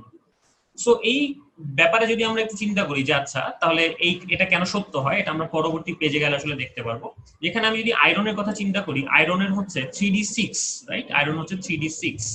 তাহলে এখানে ডি অরবিটালে 6টা ইলেকট্রন, 1 2 3 4 5 6, 6টা ইলেকট্রন। Fe2+ এ হচ্ছে এখান থেকে 2টা ইলেকট্রন বের হয়ে যাবে, অর্থাৎ এখানে যদি s অরবিটালে 2টা ইলেকট্রন থাকতো, এই 2টা ইলেকট্রন বের হয়ে যাবে, রাইট? 4s2। তাহলে যদি 2টা ইলেকট্রন বের হয়ে যায় তাহলে ডি অরবিটালে স্টিল নাও 6টা ইলেকট্রন থাকে। আবার Fe3+ এ ডি অরবিটালে 5টা ইলেকট্রন থাকে। সো এখানে আমরা দেখতে পাচ্ছি যে এই আয়রন পরমাণুর জন্য এর আয়রন পরমাণু, তার আয়ন, এদের ইলেকট্রন বিন্যাসের ক্ষেত্রে আমরা আংশিক পূর্ণ ডি অরবিটাল দেখতে পাচ্ছি। তার মানে আমরা বুঝতেই পারতেছি যে এরা ডি ব্লক মূলত অবশ্যই, কারণ শেষ ইলেকট্রন ডি অরবিটালে প্রবেশ করেছে। সাথে সাথে এরা কিরকম, সাথে সাথে এরা হচ্ছে আসলে অবস্থান্তর মৌল, রাইট? কারণ এদের আংশিক পূর্ণ ডি অরবিটাল আছে এদের পরমাণুর এবং আয়নের। স্ক্যান্ডিয়ামের কথা চিন্তা করি, স্ক্যান্ডিয়াম হচ্ছে D1, রাইট? D1 S2। তাহলে এখন যদি আমি এখানে চিন্তা করি যে এখানে স্ক্যান্ডিয়াম 3+ আয়নের দিকে আমি যদি চলে যাই, তাহলে এখানে 3টা ইলেকট্রন বের হয়ে যাবে। তার মানে 3টা ইলেকট্রন বের হওয়ার জন্য s অরবিটাল থেকে 2টা বেরোতে হবে, d অরবিটাল থেকে একটা বেরোতে হবে। তাহলে d অরবিটালে এখানে কোনো ইলেকট্রন থাকে না। তার মানে যদিও বা স্ক্যান্ডিয়াম এটা একটা ডি ব্লক মৌল, এটা নিয়ে আমাদের কোনো সন্দেহ নাই, ডি ব্লক, কিন্তু এটা অবস্থান্তর না। কেন এটা অবস্থান্তর না? কারণ এটা ডি অরবিটালটা আংশিক পূর্ণ না, ডি অরবিটালটা এখানে একদম এমটি হয়ে গেছে। ওকে, তারপরে জিঙ্কের ক্ষেত্রে আসি, এখানে হচ্ছে D10 কনফিগারেশন হবে। ওকে, এখানে D10 কনফিগারেশন, আমি একটু ভুল করছি, হ্যাঁ এখানে D10 কনফিগারেশন হবে। ওকে, সো এখানে D10 কনফিগারেশন, আর এখানে S2, রাইট? এখানে S2। সো যদি আমরা এখানে এইভাবে চিন্তা করি যে ওকে, এখানে যদি জিঙ্ক 2+ হয়, এটা যদি জিঙ্ক 2+ হয় তাহলে এখান থেকে 2টা ইলেকট্রন চলে যাবে, তাহলে এখানে স্টিল নো D তে 10টা ইলেকট্রন থাকে, রাইট? তার মানে এখানে ডি অরবিটালটা পরিপূর্ণ অবস্থায় আছে। সো এই মৌলটা ডি ব্লক, এটা ডি ব্লক মৌল, কারণ শেষ ইলেকট্রনটা ডি অরবিটালে গেছিল, কিন্তু এটা অবস্থান্তর না, এটা অবশ্যই অবস্থান্তর না, এটা অবশ্যই অবস্থান্তর না। তো তার মানে আমরা আশা করি এই স্টেটমেন্টটা সম্পর্কে আমরা মোটামুটি ক্লিয়ার যে সকল অবস্থান্তর মৌল ডি ব্লক মৌল, কিন্তু সকল ডি ব্লক মৌল অবস্থান্তর মৌল নয়। এই জায়গাটা হচ্ছে তোমাদের এইচএসসি অনুধাবন পার্টের জন্য ভয়াবহ রকমের জরুরি, অনুধাবন পার্টের জন্য। আচ্ছা, এখন তোমরা বলতে পারো যে ভাই আপনি হচ্ছে একটু পরপর বলতেছেন যেটা এইচএসসি তে এমসিকিউর জন্য ইম্পর্টেন্ট, এইচএসসি তে অনুধাবনের জন্য ইম্পর্টেন্ট। হ্যাঁ, আমরা যেটা করতেছি আমরা হচ্ছে এক্সপ্লিসিটলি এগুলো উচ্চারণ করে দিচ্ছি, কারণ আমরা যা যা পড়াচ্ছি সবই আসলে অ্যাডমিশন টেস্টের জন্য খুবই জরুরি, কিন্তু এইচএসসির জন্য যেই জায়গাগুলো জরুরি আছে আমরা সেই জায়গাগুলো আলাদা করে উল্লেখ করে দিচ্ছি। সো এটা একটু মাথায় রাখবা যে আমরা আসলে ইঞ্জিনিয়ারিং বেসড পড়াশোনা করতেছি, ইঞ্জিনিয়ারিং প্রিপারেশন বেসড, সাথে এইচএসসি রিভিশনটাও যেন আমাদের হয়ে যায়, আমরা সেই দিকে হচ্ছে একটু মনোযোগ দিচ্ছি। আচ্ছা, তো এখানে আমরা আরেকটা পোলে চলে আসছি, যদিও পোলটার অ্যান্সার আমরা একটু আগে দিয়ে দিছি, তারপরেও তো এই পোলটার প্রশ্ন তোমরা দেখো, অপশনটা দেখো একটু, তারপরে হচ্ছে আমরা পোলটা লঞ্চ করব। আরমান ভাই, হ্যাঁ, মানে পোল চলার ভিতরে একদম শর্টে হচ্ছে ওদের জেড ইফেক্টিভের ব্যাপারে একটু বলে দেই আমি। মানে এইটা নিয়ে হচ্ছে অনেকে কোশ্চেন করতেছে। জেড আচ্ছা, ওকে। ইফেক্টিভ, ওইটা নিয়ে হচ্ছে আবার কোশ্চেন করতেছে। তো যারা বুঝো নাই একদম সহজে একটু এটা মাথায় রাখো যে জেড ইফেক্টিভ হচ্ছে যে যে পরিমাণে আকর্ষণ করার কথা, যে ফিজিক্সে তোমরা যেটা পড়ছো যে দুইটা চার্জ যদি দুই জায়গায় থাকে তাহলে যে পরিমাণ আকর্ষণ করার কথা, কিন্তু যে দেখা যাবে যে অন্যান্য ইলেকট্রন গুলো যখন প্রোটনকে ঢেকে রাখতেছে ওই পরিমাণে আকর্ষণ করতে পারতেছে না। তো কতটুকু বাস্তবে করতে পারতেছে, ইফেক্টিভলি আসলে কতটুকু আকর্ষণ করতে পারতেছে, এইটাই হচ্ছে জেড ইফেক্টিভ। অর্থাৎ করার কথা ছিল একটা, বাট ওইটা করতে পারতেছে না, যতটুকু পারতেছে এইটাই হচ্ছে জেড ইফেক্টিভ। ওকে, সো আমি এখানে একটু লিখেও দিই জিনিসটা। মনে করি যে জেড হচ্ছে পারমাণবিক সংখ্যা। পারমাণবিক সংখ্যা মানে হচ্ছে নাম্বার অফ প্রোটনস, তার মানে পারমাণবিক সংখ্যা ইজ আ মেজার যে সে তার বাইরের ইলেকট্রনকে কত আকর্ষণ করবে। অর্থাৎ যদি কেন্দ্রে একটা প্রোটন থাকে তাহলে সে যতটুকু আকর্ষণ করবে, আমি লঞ্চ নিয়ে আমি পোল নিয়ে একটু পরে কথা বলতেছি, সে যতটুকু আকর্ষণ করতে পারবে, তার যদি 10টা প্রোটন থাকে নিউক্লিয়াসে তাহলে সে আরো বেশি আকর্ষণ করতে পারবে। এটা এক্স্যাক্টলি এরকমই আইডিয়া। কিন্তু যেটা হয় এই যে নিউক্লিয়াসের চারপাশে কি হলো, এই যে নিউক্লিয়াসের চারপাশে এই ভিতরের শেলের ইলেকট্রন গুলা থাকায়, আমি একটা বাইরের শেল যদি ডিফাইন করি, এইটা আমার বাইরের শেল, এই ভিতরের শেলের ইলেকট্রন গুলা নিউক্লিয়াসকে মনে করি এখানে 10টা প্রোটন আছে, সে 10টা প্রোটনের সমপরিমাণ বলে আসলে তাকে আকর্ষণ করতে পারে না, তাকে আরো কম বলে আকর্ষণ করতে হয়। সো মনে করি যে 10টা প্রোটন তার আছে, কিন্তু সে আকর্ষণ করতেছে এমন ভাবে যাতে করে মনে হয়, যে এখানে আসলে মনে করি যে 3.4টা প্রোটন আছে। ওকে, তার মানে যেটা হইলো যে আমার এইখানে আসলে জেড হওয়ার কথা ছিল 10, কিন্তু আমি জেড ফিল করতেছি, যেটা সে ফিলটা আমরা করতেছি হচ্ছে 3.4 এর সমান। তার মানে আলটিমেটলি কি হচ্ছে, আমার জেড কার্যকর যেই আকর্ষণ বলটা আছে সেটা হচ্ছে অরিজিনাল আকর্ষণ বল মাইনাস একটা স্ক্রিনিং কনস্ট্যান্ট বা একটা আচ্ছাদন ধ্রুবক। সো এইটাই হচ্ছে আসলে আমাদের শিল্ডিং এর যে কাহিনীটা, এটা নিয়ে আমরা একটু পরে আবারও বর্ণনা করব। সো আশা করি প্রশ্নের পরিমাণটা এখন একটু কমবে। সো আচ্ছা, এখন একটা খেলা করা যাক। তোমরা হচ্ছে যারা এই জিনিসটা বুঝছো তারা একবার হ্যান্ড রেজ করো দেখি বাবা। ওকে, একবার হ্যান্ড রেজ করো। উরি বাবা রে বাবা। আচ্ছা, দেখি হ্যান্ড রেজের পরিমাণটা একটু দেখে নেই আমি। ওকে ওকে, আচ্ছা আমরা হাত নামাই ফেলি আবার। হ্যাঁ, আমরা হাত নামাই ফেলি, আমরা পোলটা নিয়ে কথা বলি। আচ্ছা, এই পোলের মধ্যে হচ্ছে ভাইয়ারা কোনো সমস্যা তোমাদের আর হয় নাই, কারণ Fe2+ এখানে হচ্ছে s অরবিটাল থেকে দুইটা ইলেকট্রন বের হয়ে যাবে। তাহলে এই যে আমাদের এটা হচ্ছে রেজাল্ট। সো তোমরাও এটা করছো, কংগ্রাচুলেশনস টু ইউ অল। আচ্ছা, তাহলে আমরা হচ্ছে আবার হচ্ছে একটু সামনে আগাই। সো আমরা যাই হচ্ছে পরবর্তীতে অবস্থান্তর মৌলের বৈশিষ্ট্য, অর্থাৎ ডি ব্লক মৌল। আমরা প্রথম সারি যে ডি ব্লক মৌল আছে তাদের বৈশিষ্ট্য নিয়ে আলোচনা করব। আমরা প্রত্যেকটা নিয়ে একটু আলোচনা করব, কিন্তু ভাই মনে রাখো যে প্রথম দুইটা হচ্ছে এইচএসসি তে রিটেন প্রশ্ন আসে, কিন্তু পরবর্তী তিনটা হচ্ছে অ্যাডমিশনের জন্য অনেক বেশি ইম্পর্টেন্ট। সো আমরা সবগুলো নিয়ে আলোচনা করব। দেখতে পারতেছো ভাই, আমরা এইচএসসি কন্টেন্টও রাখছি, আমরা অ্যাডমিশন টেস্টের কন্টেন্টও রাখছি। সো এটা নিয়ে কোনো টেনশন করো না যে তোমাদের হয় এইচএসসি হবে নাহলে অ্যাডমিশন হবে, এরকম না। মূল ব্যাপার হইলো যে এইচএসসি আর অ্যাডমিশন আসলে ডিফারেন্ট কোনো সিনারিও না। যেটা হয় যে এইচএসসি পরীক্ষায় আমরা একটু ইলাবোরেটলি যখন একটা জিনিস লেখার চেষ্টা করি, অ্যাডমিশন টেস্টে হচ্ছে সেটার জন্য আমাদের কাছে খুবই শর্ট টাইম থাকে। ওকে, যেমন আগে একটা অঙ্ক মনে করো তুমি 2 পৃষ্ঠা লাগাই করতা, অ্যাডমিশন টেস্টে গেলে জায়গা কম, টাইম কম, তোমাকে সেই অঙ্কটাই তোমার আধা পৃষ্ঠা জুড়ে করতে হবে আর কি। তো এই হচ্ছে আসলে মূল পার্থক্য, আর কোনো পার্থক্য নাই। যাই হোক, পরিবর্তনশীল জারণ অবস্থা, এটা হচ্ছে ডি ব্লক মৌলের প্রথম স্টেজ। পরিবর্তনশীল জারণ অবস্থা বলতে কি বোঝায় এটা আমরা সবাই জানি, যে একটা মৌল তার বিভিন্ন জারণ অবস্থা থাকতে পারে। যেমন আমি যদি বলি যে H2S, এখানে সালফারের জারণ মান হচ্ছে -2। আবার ধরো যে H2SO4, এখানে সালফারের জারণ মান হচ্ছে +6, অর্থাৎ সালফার হচ্ছে পরিবর্তনশীল জারণ মান দেখায়। এই পরিবর্তনশীল জারণ মান দেখানোর বিষয়টা ডি ব্লক মৌলগুলো খুব ভালো মতো করতে পারে। মানে তোমরা এটা মনে করতে পারো যে সালফার হচ্ছে ওদের কাছ থেকেই শিখছে কিভাবে পরিবর্তনশীল যোজ্যতা আসলে দেখাইতে হয় বা জারণ মান দেখাইতে হয়। সো আলটিমেটলি ওরা হচ্ছে গুরু, পরিবর্তনশীল জারণ মানে ওরা হচ্ছে গুরু। এটা আসলে কোথায় কাজে লাগে, এটা আসলে প্রভাবনে কাজে লাগে। এটা আমরা সবাই জানি যে ডি ব্লক মৌলসমূহের যে মৌলগুলা আছে, ইভেন তাদের আয়নগুলা, এরা হচ্ছে বিভিন্ন বিক্রিয়াতে প্রভাবক হিসেবে খুব ভালো কাজ করে। সো এদের পিছনে one of the main reasons হচ্ছে তাদের পরিবর্তনশীল জারণ মান আছে। ওকে, আরেকটা রিজন আছে তাদের ফাঁকা ডি অরবিটাল আছে, সেটা অবশ্যই এক্সপ্লিসিটলি আমাদের জানা উচিত। তারপরে হচ্ছে এই ডি ব্লক মৌলসমূহের যেই মৌলগুলা, তাদের যে স্থিতিশীল আয়ন আছে বা মৌলগুলা ইটসেলফ আছে, তার হচ্ছে জটিল যৌগ। এখানে জটিল আয়নের চেয়ে জটিল যৌগ বললে বেশি ভালো শোনায়, কারণ এমনও কিছু জটিল যৌগ আছে যেখানে হচ্ছে আয়ন থাকে না আসলে। সো তাদের মধ্যে হচ্ছে জটিল যৌগ তারা গঠন করে। এখন কাহিনী হইতেছে এই অবস্থান্তর মৌলের বৈশিষ্ট্যের মধ্যে কিন্তু এটা পড়ে না, কারণ জটিল যৌগ আরো অনেকেই আসলে তৈরি করে। সো আমি হচ্ছে তোমাদেরকে এখানে একটা ছোট্ট প্রশ্ন করতে চাই, তোমরা কি আমাকে চ্যাট বক্সে একটু বলবা যে এমন একটা বস্তুর একটা কেমিক্যালের নাম বলো যে কেমিক্যালটা একটা জটিল যৌগ, ওখানে মানে ওখানে একটা কেন্দ্রীয় পরমাণু আছে যেটা একটা জটিল যৌগ তৈরি করছে, সেই কেন্দ্রীয় পরমাণুটা ডি ব্লক মৌল না, ওটা হচ্ছে এস বা পি ব্লক মৌলের একটা মৌল। সো দেখি তোমাদের মনে আছে কিনা ওই জায়গাটা। ওকে, সো একটু দেখি তোমার চ্যাট বক্সে একটু বলো এটা, আমি একটু দেখি তোমাদের চ্যাট বক্সটা চেক করি। আমার প্রশ্নটা মনে হয় বুঝি নাই, আমরা এমন একটা জটিল যৌগের নাম আমাকে বলতে হবে যেই জটিল যৌগটার মধ্যে কোনো ডি ব্লক মৌল নাই। ওকে, আচ্ছা, সো আমরা সবাই হচ্ছে এখানে আয়রন জিঙ্ক এগুলা নিয়ে আসতেছি। আচ্ছা, খুবই সিম্পল একটা এক্সাম্পল হচ্ছে ক্লোরোফিল। ওকে, ক্লোরোফিল, ক্লোরোফিল।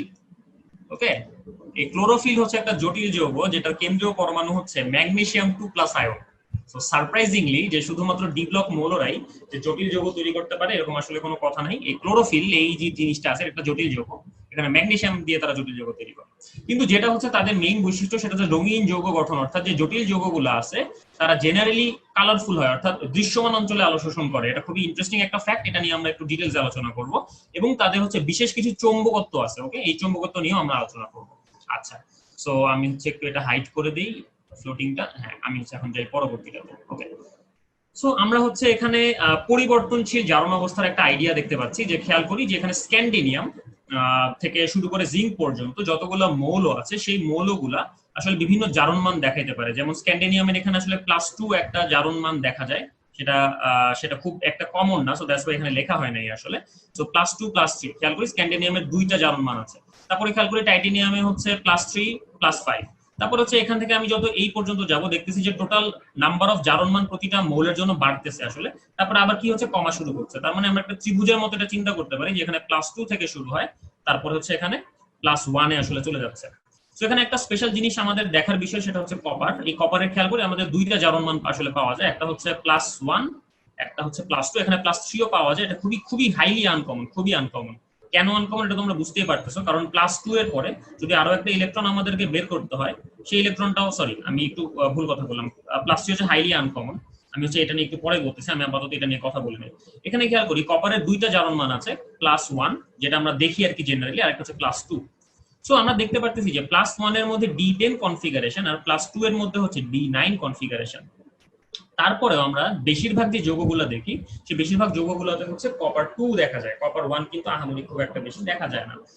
সো কেন এটা হয় আসলে? তো এটা হওয়ার কারণ হইলো যে এখানে যদিও বা এখানে ডি অরবিটালটা স্থিতিশীল অবস্থা থেকে একটু অস্থিতিশীল অবস্থায় D9 কনফিগারেশনে চলে গেছে, তারপরেও এখানে যে এক্সট্রা পজিটিভ চার্জটা পাওয়া গেছে সেই এক্সট্রা পজিটিভ চার্জটা দ্রবণ এনথালপি যেটা, অর্থাৎ এটা দ্রবীভূত হইলে খুব বেশি পরিমাণে এনার্জি ইভলভ হয়। সো একটা এক্সট্রা ডি ইলেকট্রন বের করার চাইতে এখানে যে পরিমাণ এনার্জি ইভলভ হয় সেটা আসলে অনেক বেশিখানি এটাকে কম্পেনসেট করে ফেলে। সো দ্যাটস ওয়াই যেটা হয় যে এখানে কপারের আমরা বেশিরভাগ ক্ষেত্রে +1 এর জায়গায় +2 জারণ মানটা বেশি দেখি, কিন্তু তারপরেও +1 জারণ মানটা দেখা যায়। এটা ডিপেন্ড করে আসলে আমরা কোন দ্রাবকে তাকে রাখতেছি, কোন লিগ্যান্ড ব্যবহার করতেছি তার উপরে। যেমন যদি সালফার লিগ্যান্ড ওয়ালা কোনো একটা যৌগ আমরা ব্যবহার করি, আমরা কপার 1 কে স্টেবিলাইজ করতে পারবো। যদি আমরা অক্সিজেন লিগ্যান্ড ওয়ালা কোনো কিছুকে ব্যবহার করি যেমন পানি, তখন আমরা কপার 2 কে স্টেবিলাইজ করতে পারবো। কিন্তু কপার 3 এটা এতটাই হাইলি আনলাইকলি যে এটাকে স্টেবিলাইজ করার মতো তেমন কোনো দ্রাবকও আসলে নাই বা তেমন কোনো লিগ্যান্ডও আসলে নাই। তো দ্যাটস ওয়াই কপার 3 আসলে খুব একটা বেশি দেখা যায় না। তো এই হচ্ছে মোটামুটি আমাদের পরিবর্তনশীল জারণ মানের একটা কাহিনী। আমাদের নেক্সট পেজে এই জিনিসটি আবার চলে আসছে। সো আশা করি আমরা পরিবর্তনশীল জারণ মানটা বুঝতে পারছি আর কি। তো এখানে যেটা হয়, এখানে হচ্ছে আমাদের যোজ্যতাশীল থেকে এক বা একাধিক ইলেকট্রন বের হয়ে যায়, যার কারণে আমরা পরিবর্তনশীল জারণ মানটা দেখতে পারি। এখন আর সেটা কেন হয় আসলে? এটা হওয়ার পেছনে কারণ হইলো মূলত ডি অরবিটাল। দেখতেই পাচ্ছি এখানে ডি অরবিটালের মেলা ইফেক্ট আছে। আচ্ছা, একটু সরি আমি ওকে, সরি একটা অ্যাব্রাপ্ট সাউন্ডের জন্য। আচ্ছা, সো এখানে যেটা হয় যে আমরা যদি ম্যাঙ্গানিজ পর্যন্ত যাই, আমরা হচ্ছে ডি অরবিটালকে পুরোপুরি খালি করে দিই। ওকে, ডি অরবিটালকে পুরোপুরি খালি করে দিই, যে এখানে হচ্ছে 2টা আর 1টা, ফাইন, 2টা আর 1টা, মানে এখানে যদি 2টা ইলেকট্রন একবারে বের হয়ে যায় আমরা জারণ মান পাবো হচ্ছে +2। তারপরে ডি অরবিটালে যদি একটা ইলেকট্রন আছে, ডি অরবিটাল থেকে একটা ইলেকট্রন বের হইতে পারে। এখানে ডি অরবিটালে 2টা ইলেকট্রন আছে, তাহলে ডি অরবিটাল থেকে একটা এবং 2টা ইলেকট্রন বের হইতে পারে, তাহলে এখানে +3 +4 2টা জারণ মান পসিবল। সিমিলারলি যদি এখানে দেখি, এখানে +2 হচ্ছে প্রথম জারণ মান হবে, তারপরে হচ্ছে এখান থেকে ডি অরবিটাল থেকে একটা, 2টা বা 3টা ইলেকট্রন বের হইতে পারে, তার মানে এখানে আমি হচ্ছে সেই হিসাবে আমি বিভিন্ন জারণ মান পাইতে পারি। সো আলটিমেটলি আমার কাজ কি আসলে, আমার কাজ হচ্ছে ডি অরবিটালটা খালি করা পর্যন্ত আমি একটা একটা করে ইলেকট্রন যদি বের করতে পারি তাহলে আমি পসিবল জারণ মানগুলো পেয়ে যাব। কিন্তু সবগুলো জারণ মান আসলে হাইলি স্টেবল হয় না বা এগুলো ডিটেক্ট করাটা খুবই কষ্ট হয়। কারণটা আমি একটু আগে বললাম, কারণ হচ্ছে এখানে এই ফ্যাক্টর গুলো কাজ করে, যে দ্রাবক কি বা কোন লিগ্যান্ড আমি এখানে ব্যবহার করতেছি বা এখানে হচ্ছে কোন পরিবেশে আছে তার উপরে আর কি। সো আমরা হচ্ছে পরবর্তীতে চলে যাই, পরিবর্তনশীল জারণ অবস্থানে আমরা কথা বললাম, প্রভাবক হিসেবে কাজ। সো এটা আমরা খুব আগেও দেখছি, এটা হচ্ছে হেবার পদ্ধতিতে অ্যামোনিয়া উৎপাদন। এটা হচ্ছে দ্বিতীয় বিশ্বযুদ্ধের সময় খুবই যুগান্তকারী একটা আবিষ্কার ছিল। তোমরা যারা যারা জিনিয়াস টিভি সিরিজটা দেখছো তারা হয়তো এটা সম্পর্কে একটু জানো। আইনস্টাইনের উপরে একটা একটা বায়োগ্রাফি বেসড একটা ছিল, সিরিজ ছিল, খুবই সুন্দর সিরিজটা। তো তোমরা যারা যারা দেখো নাই তারা একটু দেখতে পারো আর কি। আচ্ছা আচ্ছা, এখানেও একটা কাজ করা যায়, তোমরা যারা হচ্ছে জিনিয়াস দেখছো তারা হচ্ছে একটু হ্যান্ড রেজ করো, দেখে আমি একটু দেখতে চাই বিজ্ঞানীগুলাকে। ওকে, হ্যান্ড রেজ করো। ওকে, যারা যারা জিনিয়াস দেখছি, জিনিয়াস। আরে এখানে তো বিজ্ঞানী বেশি নেই রে, এই হ্যান্ড রেজ বাড়ে না কেন? ওরে বাবা 100 ছাড়াইছে, যাক। আচ্ছা ওকে ওকে, বলো ভাই, হাত নামাও, এখন আমরা ক্লাসে ফেরত যাই। ওকে আচ্ছা, সো হ্যাঁ, সো আচ্ছা এখানে কি হয় আসলে, এখানে যেটা হয় মূলত যে এই নাইট্রোজেন আর হাইড্রোজেন দুইটাই হচ্ছে হাইলি নন রিঅ্যাক্টিভ গ্যাস। এরা হচ্ছে নরমালি বিক্রিয়া করতে চায় না, কিন্তু আয়রন বেডের উপরে তারা আবার ঠিকই সুন্দর করে বিক্রিয়া করে। সো যেটা হয়, আয়রনের যে ফাঁকা ডি অরবিটাল গুলো আছে, এই ফাঁকা ডি অরবিটাল গুলা এই নাইট্রোজেন আর হাইড্রোজেনের ইলেকট্রনের একটা টেম্পোরারি একটা হিসেবে কাজ করে আর কি, একটা টেম্পোরারি অবস্থান হিসেবে কাজ করে। সো আয়রনের ফাঁকা ডি অরবিটাল গুলো যেটা করতে পারে, ফাঁকা ডি অরবিটাল গুলো নাইট্রোজেন আর হাইড্রোজেনের ইলেকট্রন গুলাকে এখানে অ্যাবজর্ব করে, অর্থাৎ এখানে নাইট্রোজেন আসলো, এখানে হাইড্রোজেন আসলো, তখন এদের মাঝখানে তারা বিক্রিয়া করাতে পারে আর কি। আসলে মেইনলি যেটা হয়, নাইট্রোজেন আর হাইড্রোজেন এতটাই নন রিঅ্যাক্টিভ যে ওরা যদি ফ্রি গ্যাস মুডে থাকে তাহলে তারা কোনোভাবেই আসলে বিক্রিয়া করতে চায় না। কিন্তু আয়রন বেডের উপরে তাদের ইলেকট্রন ঘনত্বটা আয়রনের দিকে শিফট করায়, তাদের নিজেদের মধ্যকার বন্ধনগুলো দুর্বল হয়ে যায়। তো তখন তারা নিজেদের মধ্যে সুন্দর করে বিক্রিয়া করে অ্যামোনিয়া উৎপাদন করতে পারে। এই মোটামুটি একই কাহিনী এখানেও হয়, মোটামুটি একই কাহিনী এখানেও হয়। সো আলটিমেটলি আমরা দেখতে পারতেছি যে ডি ব্লক মৌলের যে ফাঁকা ডি অরবিটাল গুলা বা হায়ার শেলে যে ফাঁকা অরবিটাল গুলো আছে, সেগুলো আসলে মূলত এই টাইপের ইন্টারঅ্যাকশনের জন্য দায়ী। শুধুমাত্র যে এখানে পিওর মৌলগুলো এই কাজ করতে পারে তা না, আমাদের যে আয়ন গুলো আছে, সাচ এজ আমি যদি মনে করি যে ম্যাঙ্গানিজ, ওকে, ম্যাঙ্গানিজের কিন্তু অনেকগুলো জারণ মান আছে, +2 থেকে শুরু করে +7 পর্যন্ত। তো এই যে এতগুলো জারণ মান, তারা এই জারণ মানগুলোর মধ্যে আন্ত পরিবর্তন করার মাধ্যমেও কিন্তু তারা প্রভাবন দেখাইতে পারে। যেমন একটা সাধারণ এক্সাম্পল হচ্ছে, আমরা স্পর্শ পদ্ধতিতে যখন সালফার ডাইঅক্সাইড থেকে সালফার ট্রাইঅক্সাইড উৎপাদনটা করি, এখানে ভ্যানাডিয়াম পেন্টক্সাইড হচ্ছে প্রভাবক হিসেবে ব্যবহৃত হয়। ভ্যানাডিয়াম পেন্টক্সাইড হচ্ছে ভ্যানাডিয়াম 5+, এটা হচ্ছে ভ্যানাডিয়াম 3+। এই দুটার মধ্যে আন্ত পরিবর্তন হওয়ার মাধ্যমে, অর্থাৎ ভিন্ন ভিন্ন জারণমান প্রদর্শনের মাধ্যমে আসলে এই বিক্রিয়াটাকে প্রভাবিত করে। সো আলটিমেটলি আমরা দেখতে পাচ্ছি যে ডি ব্লক মৌলসমূহের ফাঁকা ডি অরবিটাল, এটা একটা কাহিনী, এবং দ্বিতীয় কি কাহিনী, দ্বিতীয় কাহিনী হচ্ছে তাদের পরিবর্তনশীল জারণমান। এই দুইটা কারণে তারা হচ্ছে খুব ভালো প্রভাবক হিসেবে খুব সুন্দর মতো কাজ করে। আর একটু বড় হইলে তোমরা শিখবা যে আসলে আরো একটা ব্যাপার আছে, সেটা হচ্ছে পরিবর্তনশীল সন্নিবেশ সংখ্যা, সেটার কারণে আসলে তারা প্রভাবক হিসেবে কাজ করতে পারে। কিন্তু এটা আরেকটু বড় হইলে আর কি, যদি তোমরা কোনোদিন পেট্রোলিয়াম ইন্ডাস্ট্রিতে চাকরি টাকরি করো, তখন দেখবা যে পেট্রোলিয়াম বানানোর জন্য বা পেট্রোলিয়াম ভালো করে একটা সিনথেসিস করার জন্য এইরকম জিনিসপাতি অনেক প্রয়োজন হয়। আচ্ছা, সো এখন ফাইনালি আমরা কিছু একদম হার্ডকোর সায়েন্টিফিক থিওরিতে চলে আসছি আর কি। সো সেগুলো হচ্ছে জটিল যৌগের গঠন, অর্থাৎ জটিল যৌগ কাকে বলে এটা প্রথমে আমার বুঝতে হবে, তারপরে সেখানে তার গঠনের সম্পর্ক, তাই না? সো এখানে আমরা দুটো एग्जांपल দিছি, একটা হচ্ছে এই যে কপারের, একটা হচ্ছে এখানে যে আয়রনের। এটা কপারের জটিল যৌগ, এটা হচ্ছে আয়রনের জটিল যৌগ। আর বাকিগুলো হচ্ছে কাউন্টার আয়ন, যেমন এখানে সালফেট হচ্ছে কাউন্টার আয়ন, এখানে পটাশিয়াম হচ্ছে কাউন্টার আয়ন, তারপর অ্যামোনিয়া এখানে লিগ্যান্ড, সায়ানাইড এখানে লিগ্যান্ড। সো এইগুলাই আমরা একটু বর্ণনা করি এখানে। তো এখানে আমরা একটা জটিল আয়নের একটা সুন্দর স্বাভাবিক স্ট্রাকচার দেখতে পাচ্ছি। সো প্রথম কথা হইতেছে যে জটিল আয়নটা এটা কেন তৈরি হইলো। এটা তৈরি হওয়ার কারণ হইলো এই অ্যামোনিয়ার যেই নেগেটিভ এন্ড বা নেগেটিভ পোলটা আছে, অর্থাৎ লোন পেয়ারটা আছে, তার সাথে এই কপারের একটা খুব সুন্দর ইন্টারঅ্যাকশন হয়। এই ইন্টারঅ্যাকশন হওয়ার পিছনে কারণ কি? ইন্টারঅ্যাকশন হওয়ার পিছনের কারণ হইলো strong electrostatic attraction. Strong electrostatic attraction. Okay, আচ্ছা। সো এটা হইতেছে আমাদের আসলে প্রথম কথা, যে স্ট্রং ইলেকট্রোস্ট্যাটিক অ্যাট্রাকশন থাকার কারণে আসলে এই ঘটনাটা ঘটে। সো এখন আমরা যদি দেখি যে জটিল যৌগ আসলে কারা তৈরি করে, আমরা বেশিরভাগই দেখবো জটিল যৌগগুলো আছে অবস্থান্তর মৌলরা খুব ভালো তৈরি করে। ডি ব্লকে যে প্রথম সারি আছে তাদের যে নিজের সারিগুলোতে যদি আমরা যাই, মনে করি এফ ব্লক মৌলগুলো, ওরা আরো ভালো জটিল যৌগ তৈরি করতে পারে, কিন্তু এস বা পি ব্লকের যে ধাতুগুলো আছে তারা এত আহামরি ভালো জটিল যৌগ তৈরি করতে পারে না।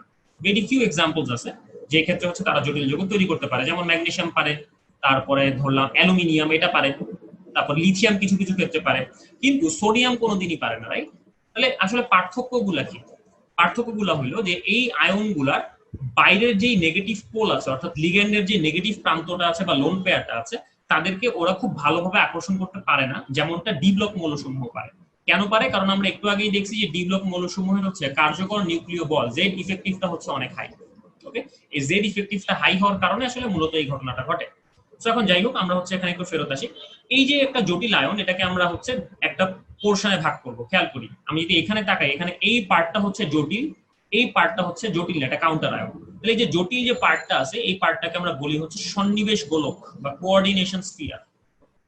সন্নিবেশ গোলক, ওকে, কোঅর্ডিনেশন স্ফিয়ার, সন্নিবেশ গোলক। আচ্ছা, এটা হচ্ছে সন্নিবেশ গোলক গেল।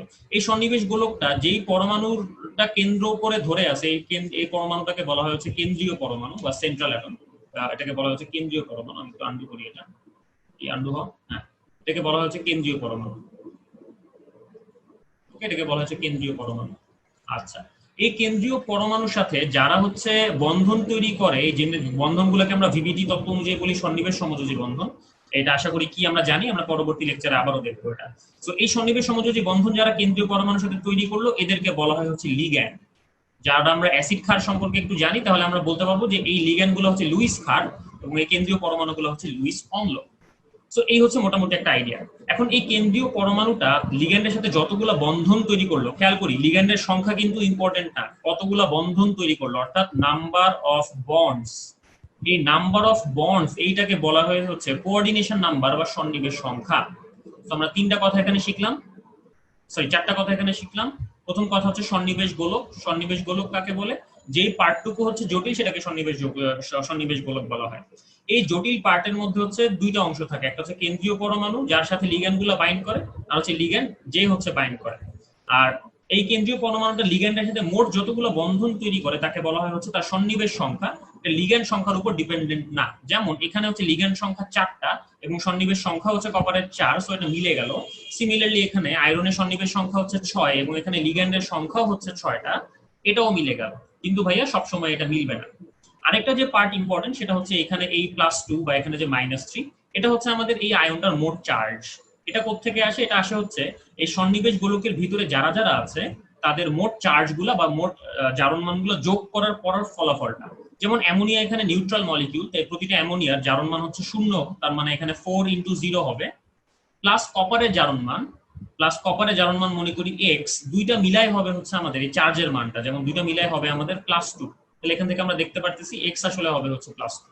সিমিলারলি এখানে -3 কেন আসছে, এটা দেখার মাধ্যমে আমরা আসলে আয়রনের জারণমান বের করতে পারি। মনে করি আয়রনের জারণমান হচ্ছে x, প্লাস এখানে সায়ানাইড হচ্ছে 6টা, প্রতিটা সায়ানাইডের জারণমান হচ্ছে -1 করে, তাহলে -1 × 6 এটা সমান সমান হবে হচ্ছে -3, অর্থাৎ মোট চার্জের সমান। তাহলে এখানে আমরা x সমান সমান পাবো হচ্ছে +3, রাইট? তাহলে আমরা বলতে পারবো যে এখানে আয়রনটা হচ্ছে +3 জারণমান অবস্থায় আছে। সো এই গেল হচ্ছে মোটামুটি আমাদের একটা সাধারণ আইডিয়া। সো এইখানে যদিও এটা আমরা পরবর্তীতে ব্যাখ্যা করব, তাও এখানে আমরা একবার উল্লেখ করে দিই, এখানে আমরা একটা লিগ্যান্ডের লিস্ট দিছি, আয়োডাইড থেকে শুরু করে কার্বনিল পর্যন্ত। আমাদের বেশিরভাগ ক্ষেত্রে লাগবে যেগুলো, সবগুলোই লাগবে। আমরা যেগুলো লাগবে না সেগুলো একটু কাটাকাটি করে দিই। আমাদের এটা জেনারেলি লাগবে না ছোটবেলায়, এটা লাগবে না, এটা লাগবে না, এটা লাগবে না, তারপরে হচ্ছে এইটা তেমন একটা লাগবে না, এইটা তেমন একটা লাগবে না। ওকে, সো এখানে হচ্ছে যে লিগ্যান্ড গুলো আমরা দেখতেছি, সেই লিগ্যান্ড গুলোকে আমরা স্ট্রেংথের উপর ভিত্তি করে ভাগ করছি। কিসের উপর ভিত্তি করে ভাগ করছি? স্ট্রেংথ বা শক্তি মাত্রা। এই শক্তিটা আসলে কিসের উপর ডিপেন্ড করে এটা হচ্ছে আমরা পরে বলবো যে এই শক্তিটা বলতে আসলে কি বোঝায়, কিন্তু ডিপেন্ড করে কার কার উপরে? ডিপেন্ড করে কয়েকটা ফ্যাক্টরের উপরে। যেই পরমাণু দিয়ে এটা কেন্দ্রীয় পরমাণুর সাথে যুক্ত হইতেছে তার তড়িৎ ঋণাত্মকতার মান কত, ওকে, তারপরে হচ্ছে যেই পরমাণুটা দিয়ে হচ্ছে ও যুক্ত হচ্ছে সেই পরমাণুটার অরবিটালটা কোন শেলে, অর্থাৎ যোজ্যতা শেলটা কোন অরবিটাল কোন শেলে আছে, অর্থাৎ কোন যোজ্যতা শেলে সে আছে সেটা আমাদের ম্যাটার করে, কোন যোজ্যতা শেল সেটা ম্যাটার করে। আচ্ছা, এবং 3 নাম্বার পয়েন্ট হচ্ছে তার পোলারাইজিবিলিটি কতটুকু, হ্যাঁ, পোলারাইজিবিলিটি কতটুকু, অর্থাৎ তার পোলারন ক্ষমতাটা কেমন, এটা আমরা ফাজানের রুল থেকে পড়বো আর কি। সো এই তিনটা ফ্যাক্টরের উপর মূলত এই জিনিসটা মোটামুটি ডিপেন্ড করে। সো এটা মুখস্থ করার কোনো দরকার নেই আসলে, একটা দুইটা জাস্ট সাধারণভাবে আমরা এভাবে মনে করতে পারি যে যারা হচ্ছে কার্বনের মাধ্যমে বন্ধন তৈরি করে আর কি, যেমন এই কার্বন মনোক্সাইড আছে, এখানে সায়ানাইড আছে, এরা কার্বনের মাধ্যমে বন্ধন তৈরি করে, এরা হচ্ছে সবচেয়ে স্ট্রং। তারপরে হচ্ছে নাইট্রোজেন ডোনাররা, অর্থাৎ যারা নাইট্রোজেনের মাধ্যমে বন্ধন তৈরি করে, যেমন অ্যামোনিয়া, ইথিলিন, ডাইঅ্যামিন, এরা। আর সবচেয়ে উইক তারপরে যারা, তারা হচ্ছে অক্সিজেন ডোনাররা, অর্থাৎ যারা অক্সিজেনের মাধ্যমে বন্ধন তৈরি করে, যেমন এখানে H2O, এখানে O2-, এখানে OH-, এরা হচ্ছে অক্সিজেনের মাধ্যমে বন্ধন তৈরি করে। Last but not the list, তারপরে হচ্ছে অন্যান্য, এক্স দিয়ে আমরা বুঝাইতেছি হচ্ছে আদার্স যারা আছে, যেমন সালফার দিয়ে যারা বন্ধন তৈরি করলো বা আয়োডিন দিয়ে যারা বন্ধন তৈরি করলো, এরা হচ্ছে সবচেয়ে উইক। সো এটা একটা সাধারণ নিয়ম হিসেবে আমরা মনে রাখতে পারি যে কার্বন ডোনাররা সবচেয়ে স্ট্রং। আচ্ছা, এখানে বন্ড লিখছি কেন আমি, এটা হবে হচ্ছে ডোনার, রাইট? ইরেজার নিয়ে আমি এটা জাস্ট মুছে ফেলি। ওকে, এটা হচ্ছে ডোনার হবে, এটা কি লিখছি না লিখছি, হ্যাঁ। সো এটা হচ্ছে ডোনার, রাইট? ডোনার। আচ্ছা, সো আশা করি এই পর্যন্ত আমাদের সবার ক্লিয়ার। সো আমরা স্পেকট্রোকেমিক্যাল সিরিজ বুঝে গেছি। স্পেকট্রোকেমিক্যাল সিরিজ হচ্ছে এমন একটা সিরিজ যেখানে লিগ্যান্ডের স্ট্রেংথ অনুসারে সবাইকে সাজানো হয়। এই স্ট্রেংথটা কার কার উপর ডিপেন্ড করে? স্ট্রেংথটা হচ্ছে তিনটা জিনিসের উপর ডিপেন্ড করে। আমাদের সাধারণ কথা হইতেছে, আমরা দেখবো যদি কার্বন থাকে তাহলে সেটা লিগ্যান্ডটা স্ট্রং, যদি এখানে অক্সিজেন থাকে তাহলে লিগ্যান্ডটা উইক। ওকে, তো স্ট্রং হইলে কি হয়, উইক হইলে কি হয়, এটা আমরা একটু পরেই বলবো। সো এখানে হচ্ছে আমরা লিখে রাখি, এটা হচ্ছে উইক আর এটা হচ্ছে স্ট্রং। ওকে, সো এখন আমরা যাই হচ্ছে পরবর্তীতে জটিল যোগের নামকরণ। তো এইখানে হচ্ছে আমাদের মাথায় রাখতে হবে যেটা, যে এখানে আমাদের যে জটিল যৌগটা আছে সেই জটিল যৌগের একটা নাম আছে। কেন্দ্রীয় পরমাণুকে বলার একটা স্পেশাল ওয়ে আছে, লিগ্যান্ডকে বলার একটা স্পেশাল ওয়ে আছে। সো এইগুলো আসলে কিভাবে রিলেটেড, সো এটাকেই হচ্ছে আমরা এইখানে আমরা বর্ণনা করব। সো দেখা যাচ্ছে যে এখানে আমাদের জটিল যৌগের নামকরণের নিয়ম হইলো এরকম, আমাদের লিগ্যান্ডের নাম আর সংখ্যা দিতে হবে, আমাদের কেন্দ্রীয় অবস্থান্তর মৌলের নাম বলতে হবে, আমাদের কেন্দ্রীয় অবস্থান্তর মৌলের জারণ মান বলতে হবে। এই তিনটা জিনিস আমার জটিল আয়নের ক্ষেত্রে একদম লাগবে। তো এখন আমাদের যে জটিল আয়নগুলো আছে তারা হচ্ছে দুই ধরনের হইতে পারে। আমাদের হইতে পারে সেগুলো হচ্ছে পজিটিভ আয়ন, হইতে পারে সেগুলো নেগেটিভ আয়ন, হইতে পারে সেগুলা নিউট্রাল আয়ন, নিউট্রাল পদার্থ আর কি। যেমন আমি একটা এক্সাম্পল দিতে পারি, যেমন টেট্রা কার্বনিল নিকেল 0, এটা হচ্ছে নিকেল 0 পরমাণু দিয়ে তৈরি। ওকে, মানে এখানে নিকেলের +2 অক্সিডেশন স্টেট আসলে নাই, এটা হচ্ছে 0 পরমাণু। সো এটা একটা জটিল যৌগ, কিন্তু এখানে কোনো আয়ন না, এটা ধনাত্মক না ঋণাত্মক না, কিন্তু আমরা আমাদের আপাতত কেসটা ধনাত্মক আর ঋণাত্মক জটিল আয়নের ক্ষেত্রে রাখবো।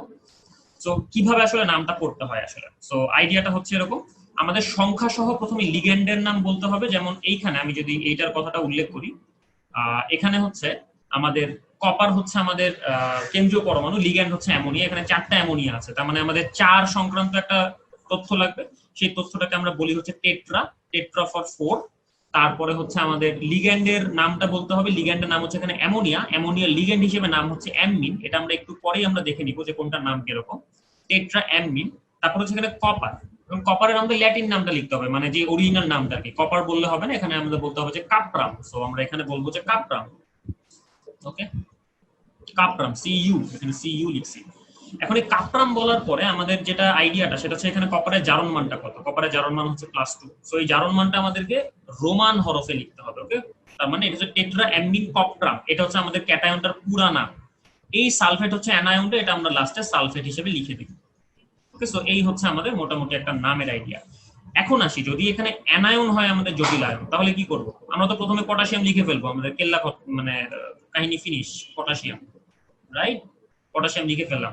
এখন আসি এই যে জায়গাটা, এই যে এই আয়রন সায়ানাইড, এখানে আমাদের প্রথমে কার নাম লিখতে হবে? প্রথমে আমাদের লিখতে হবে হচ্ছে সংখ্যা সহ লিগ্যান্ডের নাম। তাহলে এখানে আমরা সংখ্যা সহ লিগ্যান্ড লিখি। কয়টা লিগ্যান্ড আছে এখানে? এখানে লিগ্যান্ড আছে 6টা। তাহলে এখানে আমরা বলবো হচ্ছে হেক্সা, রাইট? হেক্সা। তারপরে হচ্ছে আমরা এখানে বলবো হচ্ছে কি আছে এখানে? Cyanide, right? সায়ানাইডের লিগ্যান্ড হিসেবে নাম হচ্ছে সায়ানো। ওকে, এটা আমরা একটু পরে বলবো কোনটা লিগ্যান্ড হিসেবে নাম কেমন হয় আসলে। হেক্সা সায়ানো। এখন কি এখানে ফেরাম, রাইট? এখন ফেরাম আমরা তখন বলি যখন এটা ক্যাটায়নিক পার্টে থাকে, কিন্তু যদি এটা অ্যানায়নিক পার্টে থাকে আমরা নামের লাস্টে হচ্ছে ATE যোগ করি। তাহলে এখানে আমরা বলবো হচ্ছে ফেরেট, রাইট? ফেরেট, FERRATE। ওকে, FERRATE, ফেরেট। এখনটা জারণ মানটাতে আসি, এখানে আয়রনের জারণ মান হচ্ছে যেহেতু +3, তাহলে আমরা এখানে 3 দিয়ে দিব একটা। সো এটা হচ্ছে খুবই সিম্পল একটা ওয়ে কিভাবে নাম লিখতে হয়। এখন আমরা পরবর্তী স্লাইডে যেটা দেখবো, আমরা হচ্ছে এখানে বিভিন্ন লিগ্যান্ডের নাম দেখবো আর কি। যেমন এখানে অ্যানায়নিক লিগ্যান্ড যেগুলো আছে, একটু খেয়াল করি যে অ্যানায়নিক লিগ্যান্ড যেগুলো আছে সেই অ্যানায়নিক লিগ্যান্ড গুলোর নামের লাস্টে একটা ও হইছে। ওকে, একটা ও আছে, যেমন এখানে যে অক্সো, রাইট, একটা অ্যানায়ন আছে যেখানে, নামের লাস্টে একটা ও আসছে। যেগুলো নিউট্রাল লিগ্যান্ড তাদের নামগুলো হচ্ছে স্পেশাল নাম, যেমন অ্যামিনের নাম হচ্ছে অ্যামিন, সো এখানে ডাবল স্টার দিয়ে বুঝিয়েছি। H2O হচ্ছে অ্যাকোয়া, তারপর CNS হচ্ছে থায়োসায়ানেটো, আচ্ছা এটা তো থায়োসায়ানেটো তো নেগেটিভ চার্জ। তারপর এই NO বা NO+, একটু খেয়াল করে এখানে পজিটিভ চার্জের লিগ্যান্ড সম্ভব কিনা। হ্যাঁ অবশ্যই সম্ভব, এটার বেশ কিছু কাহিনী কলাপ আছে, সেই থিওরিতে আমরা আসলে যাচ্ছি না, জাস্ট এটা একটু মাথায় রাখো যে পজিটিভ চার্জের লিগ্যান্ডও সম্ভব। সো এখানে নাইট্রোসো, রাইট, তারপরে কার্বনিল, রাইট, এইগুলো হচ্ছে কার্বন। এখন দেখি লিগ্যান্ডের সংখ্যা যদি 1 হয় তাহলে আমাদের উপপদ কোনো কিছু বসে না, অর্থাৎ মনে করি যে একটাই অ্যামোনিয়া আছে, তাহলে আমাদের কিছু লেখা লাগবে না, আমরা শুধু অ্যামিন লিখবো। যদি দুইটা অ্যামোনিয়া থাকে তাহলে আমরা লিখবো হচ্ছে ডাই, তিনটা থাকলে লিখবো হচ্ছে ট্রাই, চারটা থাকলে লিখবো হচ্ছে টেট্রা, পাঁচটা থাকলে লিখবো হচ্ছে পেন্টা, রাইট, পাঁচটা থাকলে লিখবো হচ্ছে পেন্টা, ছয়টা থাকলে লিখবো হচ্ছে হেক্সা। আচ্ছা, এখন যদি একাধিক লিগ্যান্ড থাকে তখন কি করব, রাইট? সো মনে করি যে এইটা কি হবে, ওকে। আচ্ছা এটা কি হবে, জটিল যোগের নামকরণ। আচ্ছা আমার স্ক্রিনটা মনে আছে, এখানে জটিল যোগের নামকরণ আছে, বোঝা যাচ্ছে তো তোমাদের হচ্ছে স্ক্রিনটা একটু কেটে গেছে, এটা নিয়ে ভয় পাও না, এটা কোনো ব্যাপার না। আছে যে এখন দেখা যাচ্ছে, ইয়েস, ওকে। আচ্ছা, সো জটিল যোগের নামকরণ। আচ্ছা তো এইখানে দেখি, এখানে আমি একটা এক্সাম্পল যদি বলি যে ওকে এইটার নাম কি হবে,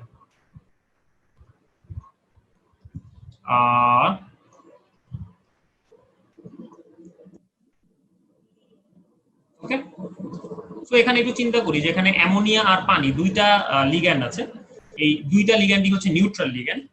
সো তার মানে হচ্ছে এখানে আমাদের এই স্পেশাল নামগুলো বসবে আর কি, যেমন পানির নাম হচ্ছে অ্যাকোয়া, অ্যামোনিয়ার নাম হচ্ছে অ্যামিন।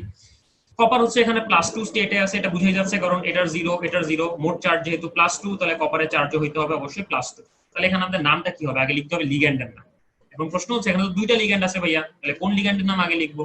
যেই লিগ্যান্ডটা অ্যালফাবেটিক্যালি আগে আসে, যেমন এটা শুরু হয় এ দিয়ে, এটা শুরু হয় হচ্ছে এ দিয়ে, তাহলে ঝামেলা না। তাহলে আমরা পরবর্তী লেটারে যাই, এটার পরে আছে কিউ, এটার পরে আছে এম, এখন আসি কোনটা আগে আসে, MNOP কিউ, রাইট, তার মানে এম আগে আসে। সো যেহেতু এম আগে আসে তাহলে আমাদের অ্যামিনের নামটা আগে লিখতে হবে, সংখ্যা সহ লিখতে হবে, তার মানে আমি সংখ্যা সহ লেখা শুরু করি, টেট্রা, রাইট, টেট্রা অ্যামিন, তাই না? তারপরে কয়টা অ্যাকোয়া আছে, ডাই, তার মানে হচ্ছে দুইটা, তার মানে ডাই অ্যাকোয়া, ওকে, ডাই অ্যাকোয়া। আচ্ছা এখানে মনে একটু ভুলিস আমার, অ্যাকোয়াটা বোঝা যায় না, ডাই অ্যাকোয়া। তারপরে কি কাপরাম, রাইট, তারপর হচ্ছে কাপরাম, কাপরাম কত, কাপরাম হচ্ছে 2, তার মানে এই হচ্ছে আমাদের নাম। এখন খেয়াল করি ভাই, এটা দেখতে খুবই কমপ্লিকেটেড মনে হইলো, এটা কিন্তু আসলে একটা নাম, ঠিক আছে। এখন মনে করো যে আমার নাম হচ্ছে আরমান, আমি এখন আমার নামটা যদি এমনি লিখি ওকে মানা যায়, কিন্তু আমি যদি এখানে একটা এ দিয়ে এখানে আর দিয়ে এম না লিখি এটা কিন্তু হইলো না, রাইট, এটা খুবই হাস্যকর দেখায় যে এখানে একটা জায়গায় এ আরমান, তার নামটা আমার চেঞ্জ হয়ে গেল। আমি এটাকে যদি এমনি লিখি ARMN, দেখতে সুবিধা, তাহলে আমাকে আরগন ম্যান বলবে, নিষ্ক্রিয় ম্যান। সো এই জিনিসগুলো কিন্তু খুবই বাজে একটা উপায়, রাইট। নাম একটা মানে এখানে একটা নাম, তার মানে এখানে কোনো আসলে স্পেসিং থাকা যাবে না। সো একটু খেয়াল করবো, দেখতে যদিও এটা কমপ্লিকেটেড মনে হইতেছে কিন্তু খুব ইজিলি চেষ্টা করলে আমরা হচ্ছে এখানকার প্রতিটা ইন্ডিভিজুয়াল কম্পোনেন্টকে আলাদা করতে পারি। যেমন এখানে টেট্রা, এখানে হচ্ছে অ্যামিন, এখানে হচ্ছে ডাই, এখানে হচ্ছে অ্যাকোয়া, এখানে হচ্ছে কাপরা, কিন্তু সবকিছু আমরা একসাথে লিখবো, এটা হচ্ছে আমাদের একটু মাথায় রাখতে হবে। আর চেষ্টা করবো ভাইয়া যাতে করে নামটা আমরা ইংরেজিতে শিখি, কারণ বাংলা ভাষায় হচ্ছে এটা নাম দেওয়ার কোনো নিয়ম কানুন নাই। যদি আমরা এখানেই বলি যে এখানে যদি আমরা এই জিনিসটা চিন্তা করি, হ্যাঁ ধরো যে এখানে অ্যামিন আছে, এখানে অ্যাকোয়া আছে, সো এখানে অ্যালফাবেটিক্যাল অর্ডার আমরা দেখতে পারলাম। কিন্তু যদি এখানে আমি বাংলায় বলতাম অ্যাকোয়া, রাইট, অ্যাকোয়া, আবার ধরো অ্যামিনকে কেউ কেউ এ দিয়ে বলে, আবার কেউ কেউ এ দিয়ে বলে, রাইট। সো এরকম করলে কিন্তু ঝামেলা, রাইট। কারণ আমি যদি এটাকে এ দিয়েও বলতাম, মনে করো যে আমি এখানে হচ্ছে ইরেজার নেই একটা, আমি সেখানে একটু এই জায়গাটা একটু অন্যভাবে বলি, ধরো যে আমি এখানে মনে করো এ দিয়ে বললাম, তাহলে খেয়াল করো যে এ যেহেতু দুই পাশে সেম, তাহলে পরবর্তী লেটার কি, ক, আর এখানে ম, ক কিন্তু আগে আসে, তাহলে আমরা সার্টেনলি আগে ডাই অ্যাকোয়া লেখা উচিত ছিল, কিন্তু আমরা কিন্তু ডাই অ্যাকোয়া আগে লিখি নাই। সো খেয়াল রাখবা ভাইয়া, অ্যালফাবেটিক্যাল অর্ডারটা কিন্তু ইংলিশে। সো চেষ্টা করবা যতগুলো নাম আছে, শুধু জটিল যোগ না, আমাদের অর্গানিক কেমিস্ট্রিতে যে নামকরণ গুলো আছে সেই নামকরণ গুলো যেন আমরা ইংরেজিতে শেখার চেষ্টা করি। যদিও আমরা বাংলা ভার্সন, এটা নিয়ে আমার কোনো সন্দেহ নাই, আমিও বাংলা ভার্সনই ছিলাম, কিন্তু আমাদের নামগুলা যেগুলো ইংলিশে শেখাটা খুবই ভালো, তাহলে আমাদের মানে মাথাটা ক্লিয়ার থাকবে। ওকে, সো এখন আমরা আরেকটা পোলে চলে যাব। সো এখানে খেয়াল করো ভাই, আমি হচ্ছে একদম আলাদা দিয়ে বুঝাই দিছি একদম, যেখানে পেন্টা, অ্যাকোয়া, নাইট্রোসোফেরাম, এইটা কোনটা আসলে, okay. Penta aqua nitrosoferrum. So এটা কোনটা আসলে? সো এটা হচ্ছে আমাদের পরবর্তী পোল। অমিত ভাই 10 সেকেন্ডের মধ্যে পোলটা চালু করে ওদেরকে প্রশ্নটা পড়ার সুযোগ দিয়ে। আরমান ভাই, হ্যাঁ এই পোলটা শেষ হইলে ওদের হচ্ছে মানে এই পার্টটা যদি শেষ হয়ে যায় তাহলে হচ্ছে ওই কপার 1+ আর কপার 2+, ওইটা আর একবার একটু বুঝাই দিলে ভালো হয় ভাই, ওইটা নিয়ে প্রচুর কোশ্চেন আসছে। আচ্ছা, কপার 1 প্লাস কপার 2 প্লাস বুঝাই দিচ্ছি। জি ভাই। আমি এখানে চ্যাট বক্সে লিখতেছি কাপরাম না কিউপ্রাস। এটা কিউপ্রাম কাপরাম হবে ভাইয়া, কিউপ্রাস হবে না, trivial name.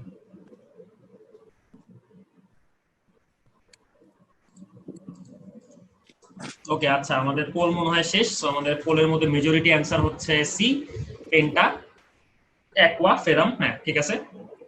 So yes you, তোমরা সবাই হচ্ছে কত 57% মানুষ হচ্ছে সঠিক উত্তর দিয়েছো। সো অ্যানসার হচ্ছে এটা। আচ্ছা, তো আরেকটা যেটা হচ্ছে কপার 1 আর কপার 2 নিয়ে আর কি ঝামেলাটা ছিল যেটা, সো সেটা আমি আরেকবার একটু বলে দেই। তো কপার 1 আর কপার 2 নিয়ে ঝামেলা যেটা, সেটা হচ্ছে কপার 1 আমাদের স্টেবল চিন্তা হওয়া উচিত যে কপার 1 যদি আমি চিন্তা করি, কপার 1 এর কনফিগারেশন হচ্ছে 3d10 4s0, মানে এখানে d10 কনফিগারেশন। আবার কপার 2 এর যে কনফিগারেশন, সেই কপার 2 এর কনফিগারেশন হচ্ছে 3d9 4s0। সো এখানে একটা স্টেবল অরবিটাল আছে, এখানে স্টেবল অরবিটালটা নাই, তাহলে তো আমাদের কপার 1 বেশি স্টেবল হওয়া উচিত, কপার 2 কম স্টেবল হওয়া উচিত। এখন প্রথম প্রশ্ন হচ্ছে স্টেবিলিটি কথাটা আসলে এত এত কি বলে অ্যাবসলিউটলি বলা যায় না, এটা রিলেটিভ, এটা কন্ডিশনের উপর ডিপেন্ড করে, পরিবেশের উপর ডিপেন্ড করে। যেমন আমি যদি নরমালি বলি যে ধরো যে আমার চুপচাপ জায়গা ভালো লাগে, সো আমি কি করব, আমি আমাকে যদি কোন একটা ধরো যে একটা লাইব্রেরিতে আমাকে বসে দেওয়া হয়, আমার পছন্দসই কিছু একটা বই নিয়ে আমি খুব শান্ত মতো বসে থাকবো। কিন্তু আমাকে যদি সেম জিনিসটা কেওয়াসের মধ্যে রেখে দেওয়া হয়, মনে করো একটা হইচইপূর্ণ একটা মাঠ বা একটা রুম, ওইখানে আমাকে নিয়ে গেল, ওখানে কিন্তু আমি স্টেবল থাকবো না, আমি ওখান থেকে বের হয়ে চলে আসবো। সো তার মানে স্টেবিলিটি ব্যাপারটা আসলে আপেক্ষিক, একজনের জন্য যেটা স্টেবল আরেকজনের জন্য সেটা স্টেবল নাও হতে পারে। সো এখানে এক্স্যাক্টলি একই কাহিনী, যদি কপার থেকে আমরা একটা ইলেকট্রন আরো বের করে নেই, কপার প্লাস থেকে সরি, তাহলে এখানে কপার 2+ পাওয়া যায়। এখন আমাদের ক্ষেত্রে বেশিরভাগ যে সিনারিও, সেই বেশিরভাগ সিনারিও হচ্ছে অ্যাকুয়াস সিনারিও, মানে পানি হচ্ছে আমাদের বেশিরভাগ ক্ষেত্রে দ্রাবক থাকে। সো এখন এখানে যেটা কাহিনী হয় সেটা হচ্ছে পানি হচ্ছে কপার 2+ কে ভালো দ্রবীভূত করতে পারে, কারণ তার মধ্যে চার্জ বেশি। কপার 1 কে সে ভালো দ্রবীভূত করতে পারে না। সো যেহেতু সে কপার 2+ কে খুব ভালো দ্রবীভূত করতে পারে, তাহলে এখানে ডি থেকে আরো একটা এক্সট্রা ইলেকট্রন বের করার জন্য যে এনার্জিটুকু আমার খরচ হলো, সেই এনার্জিটুকু হচ্ছে এখানে আসলে আমরা পেয়ে যাই উল্টা, মানে পানি যদি দ্রবীভূত করে তাহলে সেই এনার্জিটুকু পেয়েও আরো বেশি কিছু এনার্জি ইভলভ হয়, অর্থাৎ copper 2+ is more stable in water. কিন্তু আমরা যদি সালফার রিলেটেড একটা যৌগ চিন্তা করি, মনে করো যে এরকম একটা যৌগ আছে, হ্যাঁ সালফার, মানে দুই পাশে কার্বন, এখানে সালফার, তাহলে এই লিগ্যান্ডটাতে সালফার আছে এবং সালফার হচ্ছে কপার 1 এর সাথে ভালো ইন্টারঅ্যাকশন করে। সো যেহেতু সালফার কপার 1 এর সাথে ভালো ইন্টারঅ্যাকশন করে, তাহলে এরকম যদি একটা লিগ্যান্ড বা এরকম যদি কোনো একটা দ্রাবক আমরা নেই, তখন সেখানে আমরা কপার 1+ দেখবো, সেখানে কিন্তু আমরা কপার 2+ দেখবো না। সো তার মানে এইটা যে সিনারিও ডিপেন্ডেন্ট, এই কথাটা আশা করি আমরা এখন বুঝতে পারছি। ওকে, আমরা এখন যাই হচ্ছে আমাদের পরবর্তীতে সন্নিবেশ সংখ্যা। এখানে আমরা বলতেছিলাম, আমরা একটু আগে বলছিলাম যে সন্নিবেশ সংখ্যা হচ্ছে কেন্দ্রীয় পরমাণু কতগুলা বন্ধন তৈরি করলো, যেমন এখানে সিলভার 2টা বন্ধন তৈরি করছে, তাই তার সন্নিবেশ সংখ্যা, এটাকে আমরা এখন সংক্ষেপে সিএন দিয়ে প্রকাশ করব। তার কোঅর্ডিনেশন নাম্বার হচ্ছে 2। ওকে, এখানে প্লাটিনাম 4টা বন্ধন তৈরি করছে, তাহলে তার কোঅর্ডিনেশন নাম্বার হচ্ছে 4। এখানে কোবাল্ট 6টা বন্ধন তৈরি করছে, তাহলে তার সরি আমি একটু ভুল করছি, এখানে কোবাল্ট 6টা বন্ধন তৈরি করছে, তাহলে তার সন্নিবেশ সংখ্যা হচ্ছে 6। এখানে আসি, কোবাল্ট কয়টা বন্ধন তৈরি করছে? 6টা, রাইট? 1 2 3 4 5 6, 6টা, তাহলে এখানে কোঅর্ডিনেশন নাম্বার হচ্ছে 6। কিন্তু এখানে লিগ্যান্ডের সংখ্যা কত? ওকে, লিগ্যান্ডের সংখ্যা কত? লিগ্যান্ডের সংখ্যা কিন্তু এখানে খেয়াল করি যে এটা একটা লিগ্যান্ড যে একটা লিগ্যান্ডই 2টা বন্ধন করছে, এটা একটা লিগ্যান্ড যে একটা লিগ্যান্ডই 2টা বন্ধন করছে, এটা একটা লিগ্যান্ড যে একটা লিগ্যান্ডই 2টা বন্ধন করছে। তার মানে এখানে লিগ্যান্ডের সংখ্যা কিন্তু ঠিক তার অর্ধেক, মানে 3টা। তার মানে এখানে একটা লিগ্যান্ডই একাধিক কোঅর্ডিনেশন সাইট দখল করতে পারে, এদেরকে বলা হয় হচ্ছে পলিডেন্টেড লিগ্যান্ড। ওকে, পলি মানে অনেক, ডেন্টেড এটা হচ্ছে দাঁত থেকে আসছে, পলিডেন্টেড লিগ্যান্ড। সো পলিডেন্টেড লিগ্যান্ড গুলো আসলে কি করে, ওদের একজনই একাধিক কোঅর্ডিনেশন সাইট দখল করতে পারে বা একাধিক বন্ধন কিন্তু পরমাণুর সাথে তৈরি করতে পারে। যেমন এই ক্ষেত্রে এগুলো সব ছিল মোনোডেন্টেড, রাইট? এটাকে যেহেতু প্রতিটা লিগ্যান্ড 2টা করে বন্ধন তৈরি করতেছে, তাই এটাকে আমরা বলবো হচ্ছে বাইডেন্টেড। যদি এরকম 6টা বন্ধনই একজন তৈরি করতে পারে, সেটাকে আমরা বলবো হচ্ছে হেক্সাডেন্টেড। তোমরা যারা একটু ইন্টারেস্টেড, তোমরা ইডিটিএ দিয়ে সার্চ দিতে পারো, এই ইডিটিএ দিয়ে সার্চ দিলে তোমরা আসলে পেয়ে যাবা যে এটা একটা কমপ্লিকেটেড স্ট্রাকচার এবং এটা একলাই 6টা বন্ধন তৈরি করতে পারে। সো এই হচ্ছে আমাদের সন্নিবেশ সংখ্যার একটা আইডিয়া আর কি। এখন আসি, এই যে আমাদের যে জটিল যৌগগুলো পাওয়া গেল, এই জটিল যৌগগুলোতে যে কেন্দ্রীয় পরমাণুর চারপাশে লিগ্যান্ড থাকে, এই লিগ্যান্ড গুলা যে কোনো জায়গাতে র্যান্ডমলি থাকে না, অর্থাৎ যে কোঅর্ডিনেশন স্ফিয়ারটা আছে, এই কোঅর্ডিনেশন স্ফিয়ারকে আমি যদি লিটারালি একটা গোলক হিসেবে চিন্তা করি, এটাকে একটা গোলক চিন্তা করো, এই গোলকের প্রত্যেকটা বিন্দুতে লিগ্যান্ড থাকতে পারে না, নির্দিষ্ট কিছু পয়েন্টে লিগ্যান্ড অবস্থান করে। সেই পয়েন্টগুলো কোথায় কোথায় হবে এটা নিয়ে আসলে আমাদের বর্তমান আলোচনা।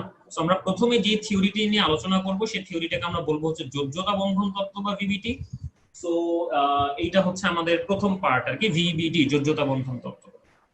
সো এইখানে হচ্ছে আমরা দেখতেছি এখানে 6টা লিগ্যান্ড আছে, তারা হচ্ছে একটা অষ্টতলকে 6 কোণা বরাবর আছে। এখন এই অষ্টতলকে 6 কোণা বরাবর বলতে আসলে কি বুঝায় এটা আমরা এভাবে বলতে পারবো, যদি মনে করি যে আমরা এইটাকে বলতেছি হচ্ছে এক্স অক্ষ, এইটাকে বলতেছি হচ্ছে ওয়াই অক্ষ। আচ্ছা, আমি যদি ডান হাতি রুল চিন্তা করি তাহলে এটা এক্স অক্ষ হওয়া উচিত, এটা ওয়াই অক্ষ হওয়া উচিত, হ্যাঁ। আর এইটাকে আমরা বলতেছি হচ্ছে জেড অক্ষ। তাহলে দেখতে পারতেছি যে এখানে এক্স অক্ষের প্লাস এক্স, এটা যদি পজিটিভ দিক হয়, এটা যদি নেগেটিভ দিক হয়, তাহলে প্লাস এক্স আর মাইনাস এক্স বরাবর দুইটা লিগ্যান্ড আসতেছে, প্লাস ওয়াই আর মাইনাস ওয়াই বরাবর দুইটা লিগ্যান্ড আসতেছে, আর প্লাস জেড আর মাইনাস জেড বরাবর দুইটা লিগ্যান্ড আসতেছে। তো এই হচ্ছে আমাদের মোটামুটি এখানে লিগ্যান্ডের অ্যাপ্রোচ। তারপর নির্দিষ্ট জ্যামিতিক কাঠামো, এটাকে অষ্টতলকীয় কাঠামো বলা হয়। এইখানে খেয়াল করি, এটা যদি আমার কেন্দ্রীয় পরমাণু হয় তাহলে এখানে একটা চতুস্তলকে 4টা কোণা বরাবর 4টা লিগ্যান্ড আসতেছে, এখানে একটা বর্গক্ষেত্রে 4 কোণা বরাবর। অর্থাৎ যদি আমি এখানে অষ্টতলকের এই উপরের আর নিচের এটা বাদ দিয়ে দিই তাহলেই কিন্তু এটা চলে আসে। তো এখানে হচ্ছে এটা বর্গক্ষেত্রে 4 কোণা বরাবর 4টা লিগ্যান্ড আসতেছে। সন্নিবেশ সংখ্যা কোন ক্ষেত্রে কত? এই ক্ষেত্রে সন্নিবেশ সংখ্যা সরি, হ্যাঁ, এই ক্ষেত্রে সন্নিবেশ সংখ্যা 6, এই ক্ষেত্রে সন্নিবেশ সংখ্যা 4, এই ক্ষেত্রে সন্নিবেশ সংখ্যা 4। সো এইরকম কিছু কাহিনী আমরা এখানে দেখতেছি। সো এখানে আমরা দুই ধরনের সন্নিবেশ সংখ্যা নিয়ে যেহেতু পড়বো, সো আমরা এখানে দুই ধরনের কাহিনী লিখে দিছি। আমরা ভিবিটি পড়তেছি, আমরা একটু পরে সংকরায়ন বর্ণনা করব, কিন্তু এই চারটা তোমাদের জন্য ভয়ঙ্কর জরুরি ফর অ্যাডমিশন টেস্ট। এই চারটা তোমরা যদি মাথায় রাখো তাহলে তোমাদের এই জটিল যুগের সংকরণ বের করতে কোনো ঝামেলা হবে না, মানে যেগুলো আমাদের আসে আর কি। তো এখানে খেয়াল করো, এখানে আমরা দুইটা ভাগে জিনিসটা ভাগ করছি। যেমন সন্নিবেশ সংখ্যা 4 এর আন্ডারে আমরা দুই ধরনের সংকরায়ন বলছি, sp3 আর dsp2। একটা আকৃতি আমরা বলতেছি চতুস্তলকীয়, একটা আকৃতি আমরা বলতেছি হচ্ছে বর্গাকার সমতলীয়। সো চতুস্তলকীয় কখন হয়, বর্গাকার সমতলীয় কখন হয়, সো এটা একটু মাথায় রাখবা। যখন আমাদের লিগ্যান্ড হয় হচ্ছে উইক তখন হচ্ছে sp3 হয়, যখন আমাদের লিগ্যান্ড হয় স্ট্রং তখন হচ্ছে আমাদের এই dsp2 হয়। এটাও সেম, যখন আমাদের লিগ্যান্ড হয় হচ্ছে উইক তখন sp3d2 হয়, যখন লিগ্যান্ড হয় স্ট্রং তখন হয় হচ্ছে sp3d2। সো এটা হচ্ছে অষ্টতলকীয় কাহিনী। সো এটা একটু জাস্ট মাথায় রাখো, আমরা একটু পরে এখানে ফেরত আসবো। আচ্ছা, সো এখানে আমরা সেই জিনিসটা বর্ণনা করি। সো এখানে খেয়াল করো, আমরা এখানে একটা সাধারণ জটিল যৌগের সংকেত লিখছি। এখানে হচ্ছে আয়রন 2 আছে, আয়রন 2 এর হচ্ছে 3d6 কনফিগারেশন, আর এখানে হচ্ছে নিকেল 2 আছে, নিকেল 2 এর হচ্ছে 3d8 কনফিগারেশন, রাইট? সো আমরা হচ্ছে এখানে প্রথমে জাস্ট আয়নটার ইলেকট্রন বিন্যাস লিখবো। এখন হচ্ছে আমি Fe2+, কোনো লিগ্যান্ড নাই আর কি, হ্যাঁ, আমরা এখানে Fe2+ আর এখানে Ni2+ এর ইলেকট্রন বিন্যাস লিখবো, ঠিক আছে? সো এখানে যদি ইলেকট্রন বিন্যাস লিখি, এটা হচ্ছে মাইন্ডিট, এটা হচ্ছে 3d, এটা হচ্ছে 4s, এটা হচ্ছে 4p, এটা হচ্ছে 3d 4s 4p, ওকে? আচ্ছা, সো আমি যদি একটু এখানে চিন্তা করি, হ্যাঁ, আচ্ছা, সো এখানে আমি যদি ইলেকট্রন বিন্যাসটা আঁকি, ইলেকট্রন বিন্যাসটা হবে হচ্ছে এরকম, এখানে 2 এরকম, এখানে কোনো ইলেকট্রন নাই, এখানেও সেম 2 3 4 5 6 7 8, ওকে?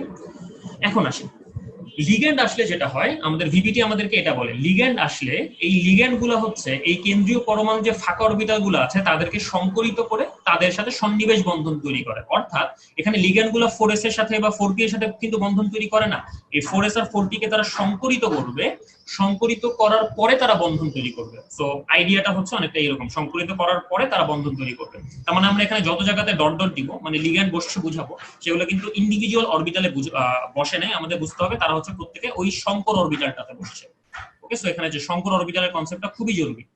সো যেটা হয় যে এইখানে ভিবিটি আমাদেরকে বলে যে কেন্দ্রীয় পরমাণু যে ফাঁকা অরবিটাল গুলো আছে সেই ফাঁকা অরবিটাল গুলো হচ্ছে শঙ্কর অরবিটালে পরিণত হয় এবং তাদের সাথে হচ্ছে লিগ্যান্ড সন্নিবেশ বন্ধন তৈরি করে। আচ্ছা, তো আমি দেখি যে লিগ্যান্ড যদি আসে তাহলে এই ইলেকট্রন গুলোর উপরে কি প্রভাব পড়তে পারে। সো ভিবিটি অনুযায়ী দুই ধরনের প্রভাব পড়তে পারে। এক, এই ইলেকট্রন গুলো সর্বোচ্চ সংখ্যক পেয়ার্ড আপ অবস্থায় থাকবে। দুই, সর্বোচ্চ সংখ্যক সিঙ্গেল অবস্থায় থাকবে। সো আমি যদি এখানে সর্বোচ্চ সংখ্যক পেয়ার্ড আপ অবস্থায় দিতে চাই তখন আমি এখানে খেয়াল করি কি করতে পারবো, 6টা ইলেকট্রনকে আমি হচ্ছে সরাসরি 3টা অরবিটালে ঢুকিয়ে দিতে পারবো, রাইট? বাকি সবগুলো ফাঁকা। আর যদি আমি এটাকে নরমাল অবস্থায় রাখতে চাই তাহলে এখানে সর্বোচ্চ সংখ্যক আনপেয়ার্ড ডি অরবিটালে 6টা ইলেকট্রন এক্স্যাক্টলি এমনি সম্ভব, আর কোনোভাবে কিন্তু সম্ভব না। সো এখানে আমরা দেখতে পাচ্ছি যে এই দুই কনফিগারেশনের মধ্যে নাম্বার অফ সিঙ্গেল ইলেকট্রন যে পার্থক্য আছে। যেমন এখানে নাম্বার অফ সিঙ্গেল ইলেকট্রনস হচ্ছে 0, এখানে নাম্বার অফ সিঙ্গেল ইলেকট্রনস হচ্ছে 4। এখন যেটা করা যায়, এক্সপেরিমেন্ট করে কোন একটা জটিল আয়নের মধ্যে কতগুলো সিঙ্গেল ইলেকট্রন আছে এটা আসলে বের করা যায়। আমি এক্সপেরিমেন্ট করে বের করতে পারি যে আমার জটিল আয়নটার মধ্যে 4টা সিঙ্গেল ইলেকট্রন আছে নাকি 0টা সিঙ্গেল ইলেকট্রন আছে। সো এটার উপরে ভিত্তি করে আমরা আসলে বলতে পারি যে আমাদের লিগ্যান্ডটা কিভাবে এইখানে জায়গা দখল করছে। সো আমি যদি এখন লিগ্যান্ডের কথায় আসি, লিগ্যান্ডগুলো কিভাবে সংকরিত করে। সো লিগ্যান্ডগুলো হচ্ছে সংখ্যা অনুযায়ী মিনিমাম এনার্জি অরবিটালগুলোকে সংকরিত করবে। সো এখানে যেহেতু সংখ্যা হচ্ছে 6, তাহলে আমি মিনিমাম এনার্জি থেকে শুরু করলে আমার এখান থেকে শুরু করতে হবে। তাহলে এখানে 2 3 4 5 6। সো আমরা এখানে দেখতেছি এখানে 6টা অরবিটাল সংকরিত হইতেছে।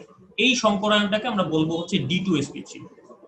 ওকে, আর যদি এখানে আমরা দেখি যেহেতু এখানে আর কোনো জায়গা নাই, মানে 3d অরবিটালে আর কোনো জায়গা নাই, তাহলে 4s এর মধ্যে 4s থেকে শুরু করবে আর কি। তাহলে এখানে আমরা যদি আমি আরেকটা d অরবিটাল, এটা হচ্ছে 4d অরবিটাল, ওকে, এটা হচ্ছে 4d অরবিটাল, তাহলে এইখানে হচ্ছে তারা সংকরায়ন করবে, রাইট? তাহলে এই সংকরায়নটাকে আমরা বলবো হচ্ছে sp3d2। খেয়াল রাখতে হবে, d যদি আমি আগে বলি এটা হচ্ছে আগের শেলের d অরবিটাল বোঝায়, d যদি আমি পরে বলি এটা হচ্ছে পরের শেলের d অরবিটাল বোঝায়। ওকে, সো এই হচ্ছে আমাদের আইডিয়া। সো আমরা যেটা করি ভিভিটি অনুযায়ী আমরা একটা জটিল আয়নের চৌম্বকত্ব মেজার করি বা number of single electrons measure করি। যদি নাম্বার অফ সিঙ্গেল ইলেকট্রনস আমরা পাই হচ্ছে এইটা, আমরা বলে দিই সংকরায়ন হচ্ছে এইটা। যদি নাম্বার অফ সিঙ্গেল ইলেকট্রনস আমরা পাই হচ্ছে এইটা, আমরা বলে দিই সংকরায়ন হচ্ছে এইটা। সো এই গেল হচ্ছে 6 এর জন্য। 4 এর জন্য কি হবে? এগেইন আমরা একই কাজ করি, এখানে আমরা সর্বোচ্চ সংখ্যক পেয়ারড আপ অবস্থায় নিকেলের 8টা ইলেকট্রনকে সাজানোর চেষ্টা করি।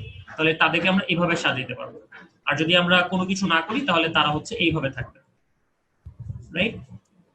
ওকে, সো যদি এখানে 4টা লিগ্যান্ড আসে, এই ক্ষেত্রে অপশন হচ্ছে মিনিমাম এনার্জি থেকে যদি আমি শুরু করি, মিনিমাম এনার্জি থেকে শুরু করলে এই ক্ষেত্রে অপশন আছে হচ্ছে এরকম 1টা 2টা 3টা 4টা, অর্থাৎ এই 4টা অরবিটাল সংকরিত হবে। সো এই 4টা অরবিটাল যদি সংকরিত হয়, সংকরণের প্রকৃতি কেমন হবে? DsP2। আর যদি এখানে 4টা অরবিটাল সংকরিত হয় তাহলে এখানে সংকরণের প্রকৃতি হবে হচ্ছে sp3। সো এই হচ্ছে আমাদের মোটামুটি আইডিয়াটা।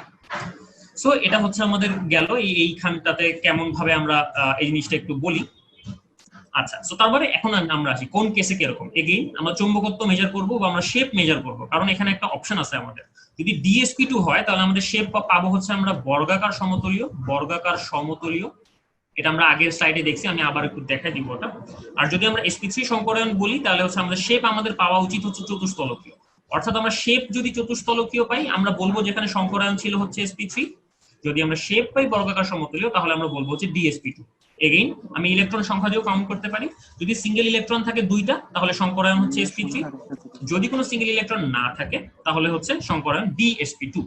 সো এই হচ্ছে আমাদের মোটামুটি আইডিয়া। আমি হচ্ছে এগেইন আবার একটু পেছনের স্লাইডে ফেরত যাই, তাহলে হচ্ছে এখন জিনিসটা স্পষ্ট হয়ে যাবে। সো এখন দেখতে পাচ্ছি যে যদি লিগ্যান্ড উইক হয় তাহলে এখানে কোনো পেয়ারড আপ হয় না, রাইট? কোনো পেয়ারিং হয় না। আর যদি লিগ্যান্ড স্ট্রং হয় তাহলে এখানে অবশ্যই পেয়ারিং হয়। তার মানে আমাদের একটু মাথায় রাখতে হবে উইক লিগ্যান্ডে পেয়ারিং হয়, সরি পেয়ারিং হয় না, আর স্ট্রং লিগ্যান্ডে পেয়ারিং হয়।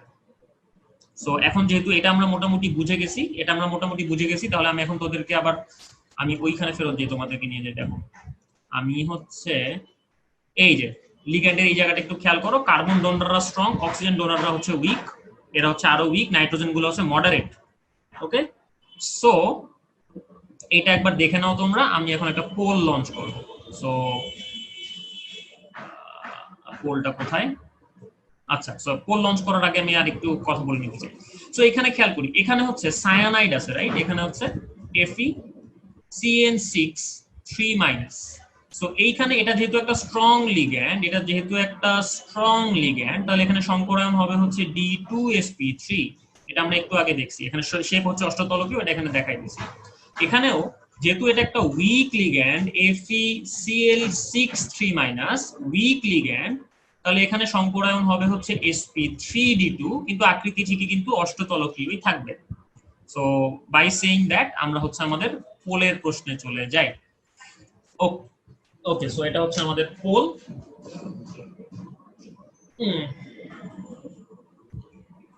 অমিত ভাই 10 সেকেন্ড পরে ইয়ে করে দিন। হ্যাঁ আরমান ভাই, হ্যাঁ ভাই বলেন। ওই যে পোলটা যখন ইন করে দিয়ে রেজাল্টটা শেয়ার করব তখন একটু ওদেরকে রেজাল্টটা বুঝাই দিয়ে না কিভাবে হলো। আচ্ছা, ওকে। শুভ বা রূপম, হ্যাঁ শাফিন। জি ভাই। প্রশ্ন তোরা কি হচ্ছে মানে ফিল্ডটা নিতে চাস একটু, মানে প্রশ্নগুলো যেগুলো আসতেছে ওগুলো অ্যান্সার করার জন্য? হ্যাঁ এগুলো তো আমরা করতে চেষ্টা করতেছি। আর তার মানে তোরা কথা বলে অ্যান্সার করবি? না না, ওকে আমরা ওই যে বেশিরভাগ জিনিসই এখানে লিখে করা সেগুলো যায়? ভাই লিখে দুই করা একটা যাচ্ছে। মেবি একটু বলা লাগবে আর কি। একটা আচ্ছা হচ্ছে তাহলে যে হচ্ছে এরপরে তুই কেন্দ্রীয়, আচ্ছা এরপরে তো তুই ফ্লোরটা নিয়ে নিস, তুই হচ্ছে তাহলে উত্তরগুলো দে, তারপরে আমি আবার শুরু করতে। এই একটা হচ্ছে জাস্ট কেন্দ্রীয় মৌল চেনার উপায় কি, একদম সহজ ওয়ে বলতেছি, মানে থিওরি তো ভাইয়া বললেন, একদম সহজ ওয়ে বলতেছি যে কেন্দ্রীয় মৌল নরমালি দেখবা যে বেশিরভাগ ক্ষেত্রে মেটাল হবে, আর যেটা একটাই থাকবে ওইটাই বেশিরভাগ ক্ষেত্রে। তো এইটা একটু মাথায় রাখো তাইলেই হবে। আর আচ্ছা আরেকটা আরেকটা জিনিস, উপায় আছে এখানে, হ্যাঁ, যদি ভাই, এই থার্ড ব্র্যাকেটে মানে জটিল যোগের সংকেত লেখা থাকে তাহলে থার্ড ব্র্যাকেটের ভিতরে যে মৌলটা আছে ওটা কেন্দ্রীয় মৌল। আর যে হচ্ছে তার যোজনী মানবে না, মানে যার যোজনী তুমি এতদিন যেটা জেনে আসছো ওইটা যখন মানবে না দেখবা ওইটাই হচ্ছে কেন্দ্রীয় মৌল, এটা ধরে নিতে পারো জটিল যৌগের ক্ষেত্রে। আর আর একটা জিনিস হচ্ছে ভাই, সন্নিবেশ সংখ্যাটা হচ্ছে একটু ওদের বুঝাই দিতে হবে। এখন ওইটা হচ্ছে কি মুখে বলবো নাকি হচ্ছে না ওটা তো পরবর্তী লেকচারেই থাকবে, আসলে আসলে তুই সেইটাই আর বুঝে কি, দেখ। মানে ওরা হচ্ছে এই যে সন্নিবেশ সংখ্যা নিয়ে প্রচুর কোশ্চেন করতেছে।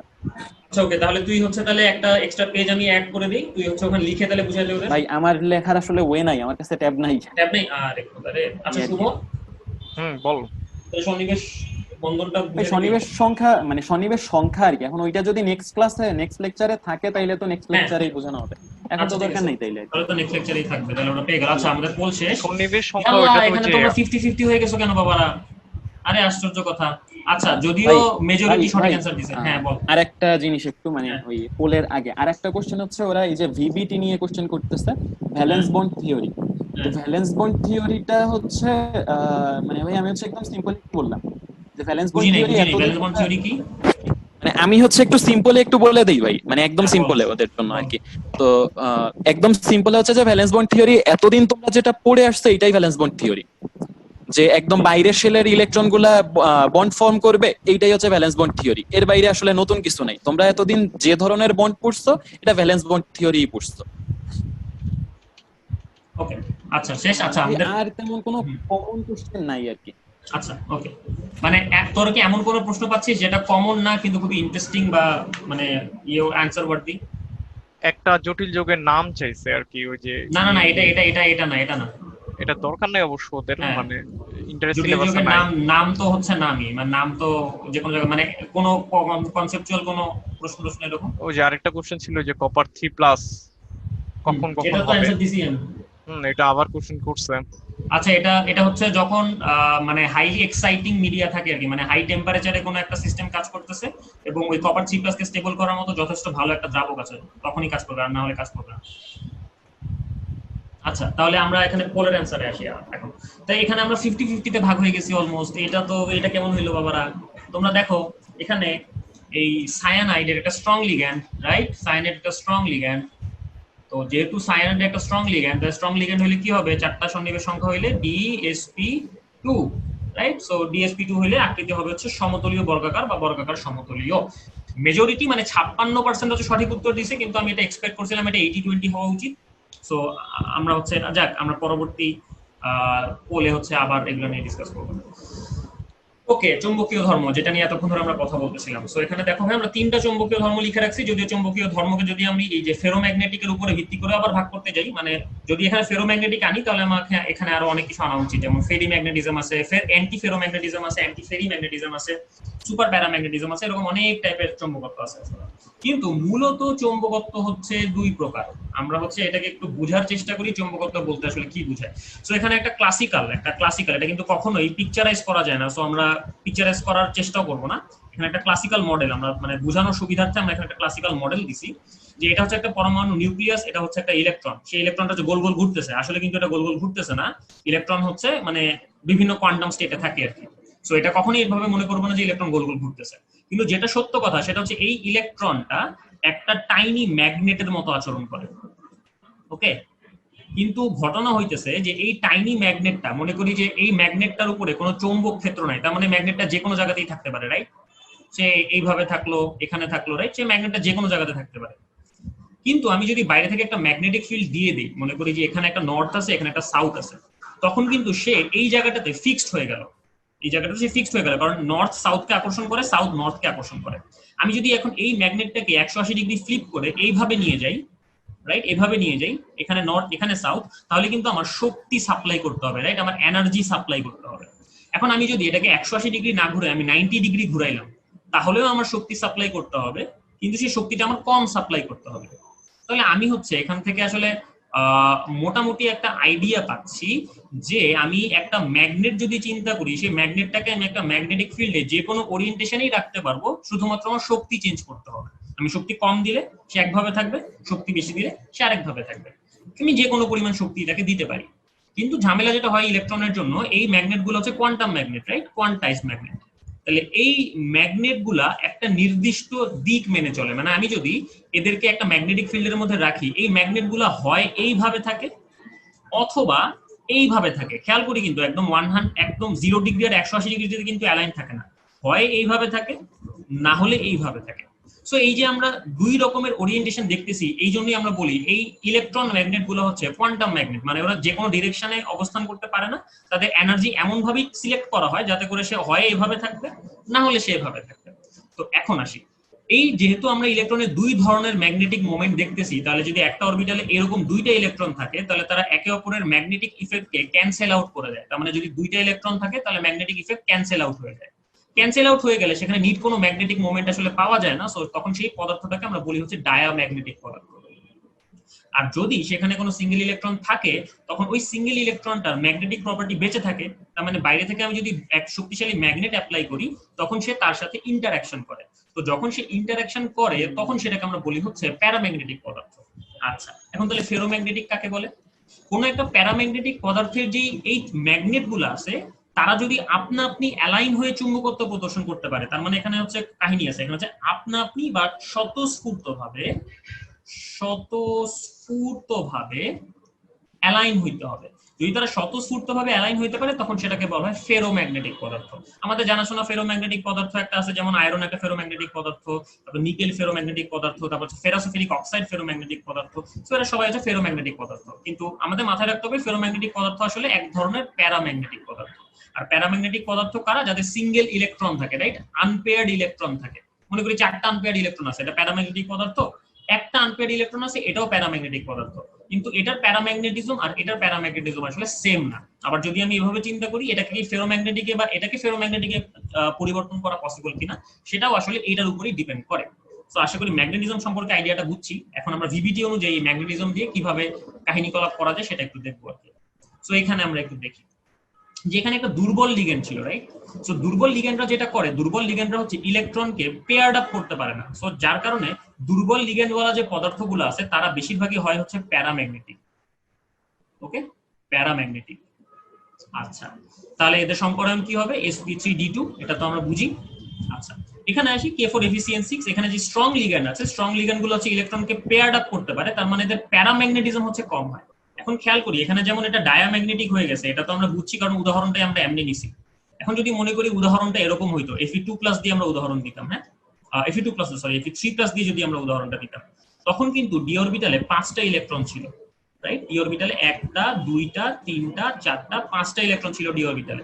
সো যদি 5টা ইলেকট্রন থাকে ডি অরবিটালে, তাহলে এখন যদি আমরা এই স্ট্রং লিগ্যান্ড রাখি এবং ইলেকট্রন পেয়ার্ড আপ করি, তাহলে পেয়ার্ড আপ করলে আমরা কিভাবে করতে পারবো দেখি একটু। ইলেকট্রন পেয়ার আপ করলে আমরা 1 2 3 4 5 এভাবে করতে পারবো। স্টিল নাও কিন্তু এখানে একটা সিঙ্গেল ইলেকট্রন রয়ে গেছে, তার মানে এটা কিন্তু প্যারাম্যাগনেটিক। কিন্তু আমরা একটু আগেই বলছি যে এই প্যারাম্যাগনেটিজম আর এই প্যারাম্যাগনেটিজম আসলে সেম না, তার মানে স্টিল নাও আমি হচ্ছে ভিভিটি দিয়ে যদি ম্যাগনেটিজম বের করতে পারি, তাহলে আমি সংকরায়ন সম্পর্কে একটা আইডিয়া দিতে পারবো। কিন্তু পরবর্তী প্রশ্ন হচ্ছে, ভাইয়া দুর্বল লিগ্যান্ড হইলে কেন প্যারাম্যাগনেটিজম বেশি থাকে, আর সবল লিগ্যান্ড হইলে কেন প্যারাম্যাগনেটিজম কম থাকে? এইটা কিন্তু ভাইয়া ভিভিটি বলতে পারে না, এটা যোজ্যতা বন্ধন তত্ত্ব কোনোভাবেই বলতে পারে না। এর জন্য আমাদের থিওরি চেঞ্জ করতে হয়। সো আমরা এখন সেই থিওরিটা নিয়ে হালকা পাতলা আলোচনা করবো। আমরা আমাদের ক্লাসের একেবারে শেষের দিকে চলে আসছি যদিও। সো এখন আমরা একটু দৌড় মারবো জটিল রঙিন যৌগ গঠন, জটিল যৌগের জটিল পদার্থ আয়নগুলোর রঙিন যৌগ গঠন। সো এখানে আমরা দেখতে পাচ্ছি একটা স্কিম, যে স্কিমে হচ্ছে টাইটেনিয়াম 3+ এর রং কিরকম, এটা নিয়ে আমরা একটু কথা বলবো আর কি। তারপরে ভ্যানাডিয়ামের বিভিন্ন অক্সিডেশন স্টেটের রং কিরকম। কি ফেরোম্যাগনেটিক? ভাই আয়রন ফেরোম্যাগনেটিক নাকি প্যারাম্যাগনেটিক? ফেরোম্যাগনেটিক মানে হচ্ছে কোশ্চেন দেখে আমি কনফিউজ হয়ে গেছি আর কি। না প্যারাম্যাগনেটিক তো অবশ্যই, কিন্তু যে প্যারাম্যাগনেটিজম গুলো হচ্ছে স্পন্টেনিয়াসলি ম্যাগনেটাইজ হইতে পারে তাদেরকে ফেরোম্যাগনেটিক বলে। আয়রন হচ্ছে এমন একটা বস্তু, আয়রনকে স্পন্টেনিয়াসলি ম্যাগনেটাইজ করা যায় না, এই জন্যই এরা হচ্ছে ওই কোশ্চেন করছে জাস্ট আয়রন মানে কিভাবে প্যারাম্যাগনেটিক, আমি নিজে একটু কনফিউজ হয়ে গেছি এই জন্য কথা বলতেছিলি। আচ্ছা সরি। হ্যাঁ। আচ্ছা ওকে, যাই হোক আমরা ক্লাসে ফেরত আসি। সো আমরা হচ্ছে এখানে টাইটেনিয়াম দেখতেছি, এখানে রং, এখানে আমরা সবাই দেখতেই পাচ্ছি বিভিন্ন রং। দেখ ম্যাঙ্গানিজ এখানে হচ্ছে আমি যদি জারণ মান পরিবর্তন করি তাহলে কালারের ইন্টেন্সিটি চেঞ্জ হয়ে গেল। ক্রোমিয়ামের জারণ মান পরিবর্তন করলে কালার চেঞ্জ হয়ে যায়। এখানে ম্যাঙ্গানিজের +4 স্টেটটা দেখানো হয় না, ম্যাঙ্গানিজের +4 স্টেটটা জেনারেলি ব্রাউন হয়। ওকে, সো এখানে তারপর আয়রন 2 এর কালার একরকম, আয়রন 3 এর কালার একরকম, কোবাল্টের কালার একরকম, মানে এক একটা জটিল আয়নের কালার অক্সিডেশন স্টেটের উপর ভিত্তি করে এক এক রকম হয়। কিন্তু কেন, why is that? তাহলে আমরা এখন আপাতত কালার থিওরি নিয়ে একটু কথা বলি। ওকে, সো আচ্ছা আমি কালার থিওরিতে যাওয়ার আগে আমি হচ্ছে এখানে জাস্ট একটু প্রাইমারি আইডিয়া দিই যে একটা বস্তু কখন কালারফুল দেখায়। যখন ওই বস্তুর উপরে দুই ভাবে, আমি একটু বলে রাখি, একটা বস্তুকে কালারফুল যখন দেখায়, আমি এখানে একটু কথা মিস করছি, একটা বস্তু যখন কালারফুল হয় তখন এটা দুই কারণে হইতে পারে। এক হয় সে নিজে থেকে কালার গ্লো করতেছে, যেমন সূর্য, ওকে, অথবা মনে করি কামারের দোকানে গেলে একদম উত্তপ্ত লোহা থাকে না, সাদা নীল লালচে হয়ে থাকে গরমের ঠেলায়, ওগুলো হচ্ছে আপনা আপনি কালার দেখাইতেছে, ওটাকে বলে রেডিয়েশন। ওকে, ওটাকে বলে রেডিয়েশন, তারা রেডিয়েট করতেছে, দৃশ্যমান অঞ্চলের আলো তারা রেডিয়েট করতেছে। আরেকটা হচ্ছে একটা বস্তুর উপরে যদি আমরা আলো ফেলি তখন সেই আলোর সাথে ইন্টারঅ্যাক্ট করে একটা কালার আমাকে দেখায়। যেমন আমি একটা এক্সাম্পল দিই, আমি যদি উত্তপ্ত লোহাকে, যেটা হচ্ছে একদম লালচে আলো দেখাচ্ছে, সেটাকে আমি যদি একদম কালো কুচকুচে একটা অন্ধকার ঘরে রেখে দেই, সেই ঘরের ভিতরে তাকালেও কিন্তু আমি লোহাটাকে দেখতে পারবো। কেন দেখতে পারবো? কারণ আলোটা লোহা নিজেই ছাড়তেছে। কিন্তু যদি আমি এইখানে মনে করি যে একটা গাজর, একটা ছোট্ট একটা গাজর, কমলা রঙের গাজর, ওটাকে আমি সেম রুমের ভিতরে নিয়ে যাই, আমি কিন্তু এই গাজরটাকে দেখতে পারবো না, কারণ সে গাজরটা কালার শোষণ করতে পারতেছে না, যার কারণে আমরা তাকে দেখতেও পারতেছি। সো আমরা এখানে যেই কালারফুল কথাটা নিয়ে কথা বলবো সেটা হচ্ছে এই শোষণটা। আমরা যখন গুণগত রসায়ন চ্যাপ্টারটা করবো তখন ভাই আমরা ক্লিয়ার করে দেবো ইনশাল্লাহ যে কখন যে এই শোষণ বর্ণালীটা দেখা যায়, কখন বিকিরণ বর্ণালীটা দেখা যায়। আপাতত এটা নিয়ে কোনো প্রশ্ন করো না। সো এখানে আমরা দেখি আমরা শোষণ বর্ণালীর আইডিয়াটা কি। এখানে একটা কালার হুইল আমরা দেখতে পাচ্ছি, বেনিয়া সহকল একদম সাধারণভাবে ইয়ে করা হয়েছে, এটা হচ্ছে ভিপ গায়র, VBGYUR, ভিপ গায়র। ওকে, এখানে কমপ্লিমেন্টারি কালার বলে একটা কথা আছে, অর্থাৎ আমি আমার কোন একটা বস্তুর উপরে যদি এই 7টা কালার এসে বা 6টা কালার এসে আপতিত হয়, সে যদি একটা শোষণ করে, ধরলাম সে ভায়োলেট শোষণ করলো, তাহলে তাকে দেখা যাবে হচ্ছে ইয়েলো, মানে আমাদের কাছে বাকি যে লাইটগুলো আমাদের কাছে আসবে সেই লাইটগুলো আমার কাছে অ্যাপিয়ার করবে হচ্ছে ইয়েলো। যদি কোনো একটা বস্তু ব্লু শোষণ করে তাহলে তাকে দেখা যাবে হচ্ছে অরেঞ্জ।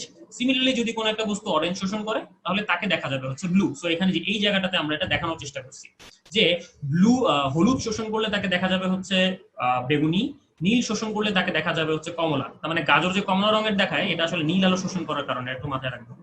তারপরে লাল যদি শোষণ করে তাহলে তাকে দেখা যাবে হচ্ছে সবুজ। সো এই গেল হচ্ছে মোটামুটি কালারের আইডিয়া। এখন আমরা আসি যে এই কালারটা কেন দেখা যায়। সো কেলাস ক্ষেত্র তত্ত্ব বা সিএফটি এর একটা সাধারণ আইডিয়া এরকম অনেকটা। কেলাস ক্ষেত্র তত্ত্ব অনুসারে লিগ্যান্ড গুলা যেগুলো আছে, এই লিগ্যান্ড গুলা হচ্ছে পয়েন্ট চার্জ। এটা আমাদের একটু বুঝতে হবে, পয়েন্ট চার্জ। ওকে, অর্থাৎ তারা বিন্দু নেগেটিভ চার্জ আর কি, point negative charge to be exact, point negative charge. এখন যেহেতু কেন্দ্রীয় পরমাণুগুলো হচ্ছে জেনারেলি ধনাত্মক আধানে আহিত হয়, অর্থাৎ কেন্দ্রীয় পরমাণুকে যদি আমি একটা এম দিয়ে বুঝাই তাহলে এই এম এটা মনে করি পজিটিভলি চার্জড, তাহলে এটার চারপাশে লিগ্যান্ডগুলা এই ইলেকট্রোস্ট্যাটিক অ্যাট্রাকশন বা স্থির তড়িৎ আকর্ষণ বলের কারণে লিগ্যান্ডগুলা চারপাশে চলে আসে, অর্থাৎ এর চারপাশে বিভিন্ন সংখ্যক লিগ্যান্ড আসতেছে। এখন এখানে কতগুলা লিগ্যান্ড আসবে আর কোন দিক থেকে লিগ্যান্ড আসবে এটা ডিপেন্ড করে যে কেন্দ্রীয় পরমাণুটা যে আছে তার চার্জ কত, তার সাইজ কেমন তার উপরে। অর্থাৎ এই কেন্দ্রীয় পরমাণুর সাইজ যত বড় হবে তত বেশি লিগ্যান্ড আসতে পারবে, এই কেন্দ্রীয় পরমাণুর সাইজ যত ছোট হবে তত কম লিগ্যান্ড আসতে পারবে, কেন্দ্রীয় পরমাণুর চার্জ যত বেশি হবে তত বেশি লিগ্যান্ড আসতে পারবে, চার্জ যত কম হবে তত কম লিগ্যান্ড আসতে পারবে। সোজা বাংলায় এই দুইটার মধ্যে আকর্ষণের ক্ষেত্রটা যত স্ট্রং হবে তত বেশি লিগ্যান্ড এখানে আসতে পারবে। এখন এই যে এই চারপাশে যে লিগ্যান্ড আসতেছে এরা আসলে যে কোনো দিক বরাবর আসতে পারে না, তারা নির্দিষ্ট কিছু জ্যামিতিক শেপ বরাবর আসে। যেমন আমি যদি বলি যে সিলভার প্লাস যদি আমি চিন্তা করি, এই সিলভার প্লাসের চারপাশে যখন লিগ্যান্ড আসে সে তখন একটা সরল রেখার দুইটা প্রান্ত বরাবর আসে। সিমিলারলি যদি আমি এখানে ফর এক্সাম্পল আমি এখানে কপার চিন্তা করি, কপারের চারপাশে যে আসলে 6টা লিগ্যান্ড আসে কিন্তু আমরা 4টা লিগ্যান্ড নিয়ে কথা বলবো। কপারের চারপাশে যদি 4টা লিগ্যান্ড আসে তাহলে সেটা হচ্ছে একটা বর্গক্ষেত্রের 4 কোণা বরাবর আসে। আবার যদি আমি এভাবে চিন্তা করি যে ধরলাম এই নিকেলের চারপাশে যদি লিগ্যান্ড আসে তাহলে সে একটা চতুষ্ফলকের 4 কোণা বরাবর আসতে পারে। ওকে, একটা চতুষ্ফলকের 4 কোণা বরাবর আসতে পারে। সো এটা হচ্ছে নিকেলের কাহিনী। তার মানে দেখা যাচ্ছে যে কেলাস ক্ষেত্র তত্ত্ব আমাদেরকে কি বলতে চায়। কেলাস ক্ষেত্র তত্ত্ব আমাদেরকে বলে যে একটা কেন্দ্রীয় পরমাণু হচ্ছে ধনাত্মক আধানে আহিত, এটার চারপাশে যখন লিগ্যান্ড আসতেছে সেই লিগ্যান্ড গুলো হচ্ছে স্থির তড়িৎ আকর্ষণ বলের কারণে আসতেছে। আর এই কেন্দ্রীয় পরমাণুর চার্জ এবং সাইজের উপর ডিপেন্ড করে এই লিগ্যান্ড গুলো কতগুলো আসবে সেটা ডিপেন্ড করে। তাহলে এই যে লিগ্যান্ড গুলো নির্দিষ্ট জ্যামিতিক আকৃতি মেনে যে আসতেছে, এই নির্দিষ্ট জ্যামিতিক আকৃতিটাকে বলা হয় একটা কেলাস ক্ষেত্র। তো এই জন্যই নামটা আসছে আসলে কেলাস ক্ষেত্র তত্ত্ব, এগুলোকে বলা হয় হচ্ছে কেলাস ক্ষেত্র। তাহলে আমরা এই কেলাস ক্ষেত্রে একটু আইডিয়াটা বর্ণনা করি যে কি কত রকমের কেলাস ক্ষেত্র হইতে পারে। সো আমরা এখানে সন্নিবেশ সংখ্যা আর কেলাস ক্ষেত্র বা ক্রিস্টাল ফিল্ড এটার একটা আমি টেবিল তৈরি করি। যদি সন্নিবেশ সংখ্যা 2 হয় তাহলে কেলাস ক্ষেত্র যেটা সেটাকে আমরা বলি হচ্ছে সরল রৈখিক কেলাস ক্ষেত্র। ওকে, সরল রৈখিক কেলাস ক্ষেত্র। যদি 4 হয় তাহলে 2 ধরনের কেলাস ক্ষেত্র পাওয়া যায়, একটা হচ্ছে চতুষ্ফলকীয় কেলাস ক্ষেত্র, একটা হচ্ছে চতুষ্ফলকীয় কেলাস ক্ষেত্র, চতুষ্ফলকীয়, আর আরেকটা হচ্ছে বর্গাকার সমতলীয়, বর্গাকার সমতলীয়। ওকে, আর আরেকটা হচ্ছে 6, এটাকে বলা হচ্ছে অষ্টতলকীয়। ওকে, সো এরকম এই কয়েক ধরনের কেলাস ক্ষেত্র আছে আর কি। সো আমরা যে কেলাস ক্ষেত্র নিয়ে পড়াশোনা করব সেটা সবচেয়ে সহজ কেলাস ক্ষেত্র। এখন যদি তোমরা মনে করো যে 2 হচ্ছে সবচেয়ে সহজ, অ্যানসার ইজ অ্যাবসলিউটলি রং। 6 হচ্ছে সবচেয়ে সহজ কেলাস ক্ষেত্র, believe me or not. So আমরা হচ্ছে 6 নম্বর 6 সন্নিবেশ সংখ্যা বিশিষ্ট কেলাস ক্ষেত্র নিয়ে আমরা কথা বলবো, অর্থাৎ অষ্টতলকীয় কেলাস ক্ষেত্র নিয়ে আমরা কথা বলবো। তাহলে আমি যদি এটা একটু ইরেজ করে দিই পুরো জিনিসটা, এখন এখানে আমরা সেই জিনিসটা বর্ণনা করতে পারি। সো এখন আমরা এখানে কিছু অক্ষ ডিফাইন করি। আমরা হচ্ছে এখানে হচ্ছে একটা এক্স ওয়াই জেড অক্ষ ডিফাইন করতেছি। তাহলে এক্স ওয়াই জেড অক্ষ, এখানে আমরা একটা কেন্দ্রীয় পরমাণু ডি অরবিটাল গুলোকে আঁকার চেষ্টা করব। ওকে, সো এখানে মনে করি আমরা যে ডি এক্স ওয়াই অরবিটাল আঁকবো। ডি এক্স ওয়াই অরবিটাল হচ্ছে এক্স আর ওয়াই অক্ষের মাঝ বরাবর বিস্তৃত, অর্থাৎ এই সমতলটাতে, এই যে সমতলটা আছে এই সমতলে বিস্তৃত, অর্থাৎ এটা হচ্ছে ডি এক্স ওয়াই অরবিটাল। আচ্ছা, আমি এখানে আরো একটা অরবিটাল আঁকি। আমি এখানে হচ্ছে ডি ওয়াই জেড অরবিটাল আঁকি, হচ্ছে d x y, d y z. D y z orbital হচ্ছে ওয়াই আর জেড অক্ষ বরাবর বিস্তৃত, রাইট? ওয়াই আর জেড, এই যে ওয়াই অক্ষ আর জেড অক্ষ এদের মাঝ বরাবর বিস্তৃত, অর্থাৎ আমি এখানে এইরকম একটা অরবিটাল দিব, রাইট? এই যে এইরকম, অর্থাৎ এটা হচ্ছে ওয়াই আর জেড অক্ষ বরাবর বিস্তৃত। সো এটা হচ্ছে আমাদের একটু মাথায় রাখতে হবে। আচ্ছা, তারপর এটা হচ্ছে ডি জেড এক্স, তারপর হচ্ছে D Z X, D Z X. Okay, D Z X হচ্ছে তার মানে কি জেড এবং এক্স অক্ষ বরাবর বিস্তৃত, রাইট? তার মানে এটা ঠিক পারপেন্ডিকুলার বা লম্ব। সো সেটা কিরকম হবে? সেটা হবে হচ্ছে যে ডি জেড এক্স। সো একটু খেয়াল রাখতে হবে যে এখানে আমরা যে অরবিটাল গুলো বলতেছি না কেন, এই অরবিটাল গুলো কিন্তু সরাসরি অক্ষ বরাবর ওরিয়েন্টেড নাই, দুই অক্ষের মাঝ বরাবর ওরিয়েন্টেড, অর্থাৎ দুই অক্ষের সাথে 45 ডিগ্রি অ্যাঙ্গেল তৈরি করে, এই 45 ডিগ্রি অ্যাঙ্গেল তৈরি করে তারা হচ্ছে ওরিয়েন্টেড। আরো দুইটা ডি অরবিটাল আছে, d x square minus y square এবং ডি জেড স্কয়ার। যদি আমি সেই অরবিটাল গুলোকে একটু বর্ণনা করার চেষ্টা করি, তাহলে এটা হচ্ছে d x square minus y square হবে, এক্স ওয়াই জেড অক্ষ, d x square minus d y minus y square. এটা হবে হচ্ছে এরকম এক্স আর ওয়াই অক্ষ বরাবর বিস্তৃত। ওকে, এই যে এক্স অক্ষ বরাবর, এই যে ওয়াই অক্ষ বরাবর, ঠিক আছে? সো এটা হচ্ছে এক্স আর ওয়াই অক্ষ বরাবর বিস্তৃত। তারপরে আমি যদি এখানে লাস্ট ওয়ানটা আঁকতে চাই, ডি জেড স্কয়ার, এটা হচ্ছে জেড অক্ষ বরাবর বিস্তৃত, অর্থাৎ এক্স ওয়াই জেড, এটা হচ্ছে ডি জেড স্কয়ার। ওকে, মাঝখানে একটা রিং আছে। সো এটা হচ্ছে ডি জেড স্কয়ার অরবিটাল। তাহলে আমরা 5টা ডি অরবিটাল মোটামুটি দেখছি, এখানে আমরা আবার একটু পরে ফেরত আসবো। আচ্ছা, এখন আমরা চিন্তা করি যে একটা কেন্দ্রীয় পরমাণু আছে, সরি, একটা কেন্দ্রীয় পরমাণু আছে, সেই কেন্দ্রীয় পরমাণুর চারপাশে আমাদের অষ্টতলক ক্ষেত্র বরাবর আমাদের কিছু লিগ্যান্ড আসতেছে। অর্থাৎ আমি যদি এটাকে এক্স অক্ষ, এটাকে ওয়াই অক্ষ, এটাকে জেড অক্ষ বলি, তাহলে লিগ্যান্ড গুলো কোন বরাবর আসবে? লিগ্যান্ড গুলো হচ্ছে এক্স ওয়াই আর জেড অক্ষ বরাবর আসবে, অর্থাৎ এই বরাবর একটা লিগ্যান্ড আসতেছে, এই বরাবর একটা লিগ্যান্ড, এই বরাবর একটা লিগ্যান্ড, এই বরাবর একটা লিগ্যান্ড, এই বরাবর একটা লিগ্যান্ড, আর এই বরাবর একটা লিগ্যান্ড। সো এই 6 দিক বরাবর হচ্ছে আসলে লিগ্যান্ড আসছে, রাইট? এই 6 দিক বরাবর হচ্ছে লিগ্যান্ড আসছে। তাহলে এখন যদি লিগ্যান্ড গুলো আসে, ওটা তো কেন্দ্রীয় পরমাণুর অরবিটাল গুলোকে বিকর্ষণ করবে, কারণ কেন্দ্রীয় পরমাণুর অরবিটালে ইলেকট্রন থাকে। কিন্তু ওভারঅল যেটা হয়, ওভারঅল হচ্ছে এটা একটা আকর্ষণের মধ্যে আসে, রাইট? কারণ কেন্দ্রীয় পরমাণু পজিটিভলি চার্জ, ওরা হচ্ছে নেগেটিভলি চার্জ। তাহলে আমরা যে ডি অরবিটাল গুলো দেখি 1 2 3 4 5, এই 5টা কিন্তু পাশাপাশি লিখতে পারতাম, কিন্তু আমি জায়গার অভাবে লিখিনি। এদের শক্তি আসলে আলটিমেটলি কমে যাবে, মানে এরা স্টেবল হয়ে যাবে। স্টেবল হলে কি হবে 1 2 3 4 5, এখানে 5টা অরবিটাল পাওয়া গেল। এখন ঝামেলা হচ্ছে যে এই লিগ্যান্ড গুলা এই ডি অরবিটালে যদি ইলেকট্রন থাকে তাদেরকে অবশ্যই বিকর্ষণ করবে। তাহলে যদি তাদেরকে বিকর্ষণ করে তাহলে এদের শক্তি কি হবে, বিকর্ষণের কারণে বাড়া শুরু করবে। এখন যে বাড়া শুরু করবে এটা আসলে ডিফারেন্ট ওয়েতে বাড়বে। একটু খেয়াল করি এখানে যে লিগ্যান্ড গুলো আসতেছে সেই লিগ্যান্ড গুলো কিন্তু অক্ষ বরাবর আসতেছে, রাইট, অ্যাক্সিস বরাবর আসতেছে। যেহেতু লিগ্যান্ড গুলো অক্ষ বরাবর আসতেছে তাহলে আমি যদি আগের পেজে ফেরত যাই তাহলে সরাসরি অক্ষ বরাবর যে অরবিটাল গুলো আছে অর্থাৎ dx² - y² এবং dz², এরা হচ্ছে বিকর্ষণ পাবে বেশি, কারণ এদের সরাসরি অরবিটাল লিগ্যান্ড গুলো সরাসরি এই বরাবর আসতেছে। কিন্তু যদি এইগুলা চিন্তা করি ওদের যেহেতু অরবিটাল গুলা তলের মাঝখানে আছে অর্থাৎ দুই অক্ষের মাঝখানে আছে তাহলে ওরা বিকর্ষণ পাবে কম। তার মানে যারা বিকর্ষণ পাবে বেশি তাদের শক্তি বাড়বে বেশি, অর্থাৎ দুইটা অরবিটালের শক্তি বাড়বে বেশি। যারা বিকর্ষণ পাবে কম তাদের শক্তি বাড়বে কম। তার মানে আমরা একটা ডিজেনারেসি পেয়ে যাবো, রাইট, সরি নন ডিজেনারেসি পেয়ে যাবো।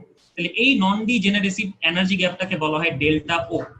এবং এই ডেল্টা ও যে শক্তি পার্থক্যের সমান সেটা জেনারেলি ভিজিবল রেঞ্জের মধ্যে পড়ে। সো দ্যাটস ওয়াই জটিল যৌগরা হচ্ছে কালারফুল আয়ন গঠন করে, কারণ এখানে যদি একটা ইলেকট্রন থাকে মনে করি, সেই ইলেকট্রনটা যখন উপরে জাম্প করবে তখন সে দৃশ্যমান অঞ্চলের আলো শোষণ করবে। এই জিনিসটাই এখানে দেখানো হয়েছে যে এখানে এরা হচ্ছে দুই ভাগে ভাগ হয়ে গেল, dxy yz zx, dx² - y² আর dz²। তাহলে এদের যদি এনার্জি পার্থক্য এটা ডেল ও হবে, এটা যদি h নিউ হয়, এই নিউ জেনারেলি দৃশ্যমান অঞ্চলের আলোর মধ্যে পড়ে and hence জটিল আয়নগুলো যেগুলো থাকে তারা হচ্ছে কালারফুল হয়।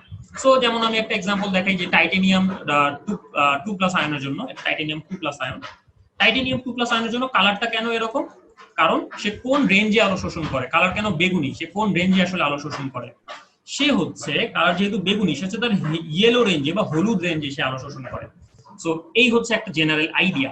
এখন আসি এই লিগ্যান্ড গুলা, আমি একটু আসি, এই লিগ্যান্ড গুলা যত স্ট্রং হবে এদের মধ্যে এনার্জির গ্যাপও তত বেশি হবে, তার মানে কালারও তত ডিফারেন্ট হবে। সো দ্যাটস ওয়াই এই যদি আমি এভাবে চিন্তা করি যে আয়রন এটার সায়ানাইডের সাথে যে লিগ্যান্ড বা জটিল যৌগটা থাকবে এটার যেরকম কালার হবে, এটা ক্লোরিনের সাথে কালারটা হবে হচ্ছে একেবারে ডিফারেন্ট। ওকে, সো তার মানে এখানে এই লিগ্যান্ডের স্ট্রেংথ চেঞ্জ হওয়ার সাথে সাথে কালারও আসলে পরিবর্তিত হয়। সো আমরা একটা অক্টাহেড্রাল ফিল্ডের জন্য ক্রিস্টাল ফিল্ড থিওরি আমরা বর্ণনা করলাম, আমরা ক্রিস্টাল ফিল্ড থিওরি আর কোনোভাবেই বর্ণনা করব না। সো এখন আমরা চলে যাচ্ছি হচ্ছে আমাদের পরবর্তী পোলে, কিন্তু তার আগে হচ্ছে একবার আমরা দেখে নিই যে এখানে আসলে কাহিনীটা কিরকম। ওকে, কালারগুলো দেখে নিছি, পোলের প্রশ্নে চলে যাই। পোলের প্রশ্নটা দেখে অমিত ভাই একটু পরে হচ্ছে প্রশ্নটা লোড করে দিয়ে দেব। ওকে, সো আমি হচ্ছে পোলের রেজাল্টটা একটু বলি। 80% লোক হচ্ছে অ্যানসার দিয়েছে বি, 12% হচ্ছে এ এবং 9% হচ্ছে সি। সো 80% কমলা। এখন দেখি যে কমলাটা কি সঠিক কিনা আসলে। সো আমি প্রশ্নটা একটু পড়ে নিই। নীল বর্ণের আলো শোষণ যদি করে, হ্যাঁ নীল বর্ণের আলো শোষণ করলে অবশ্যই কমলা হবে। আচ্ছা, বেশিরভাগই রাইট, সাবাস, ভেরি গুড। সো এটা আমরা মোটামুটি সবাই পারছি। সো এটা বোঝা যায় খুবই সহজে। আমি আগের স্লাইডে চলে যাই। তাহলে এখানে দেখা যায় যে যদি নীল শোষণ করি, নীলের কমপ্লিমেন্টারি কালার হচ্ছে কমলা। সো দ্যাটস ওয়াই যদি কোনো একটা বস্তু নীল আলো শোষণ করে সেটা আমাদের চোখে অ্যাপিয়ার করবে হচ্ছে কমলা। ওকে, সো আমরা মোটামুটি এই জিনিসগুলো শেষ করে ফেলছি। এখন আমরা আমাদের পর্যায়বৃত্ত ধর্মে চলে যেতে পারি। তো পর্যায়বৃত্ত ধর্ম আসলে কাকে বলে? পর্যায়বৃত্ত ধর্ম হচ্ছে, যেহেতু এখানে পর্যায় কথাটা আছে তার মানে এটার সাথে পর্যায় সারণী আসলে রিলেটেড, রাইট? আমি যদি এখানে একটা পর্যায় সারণী আঁকি, খুব সুন্দর একটা পর্যায় সারণী আছে, এই যে এখানে হচ্ছে 118টা মৌলই কিন্তু আছে। আমি সাদা কালার দিয়ে লিখছি দেখে আসলে বোঝা যাচ্ছে না।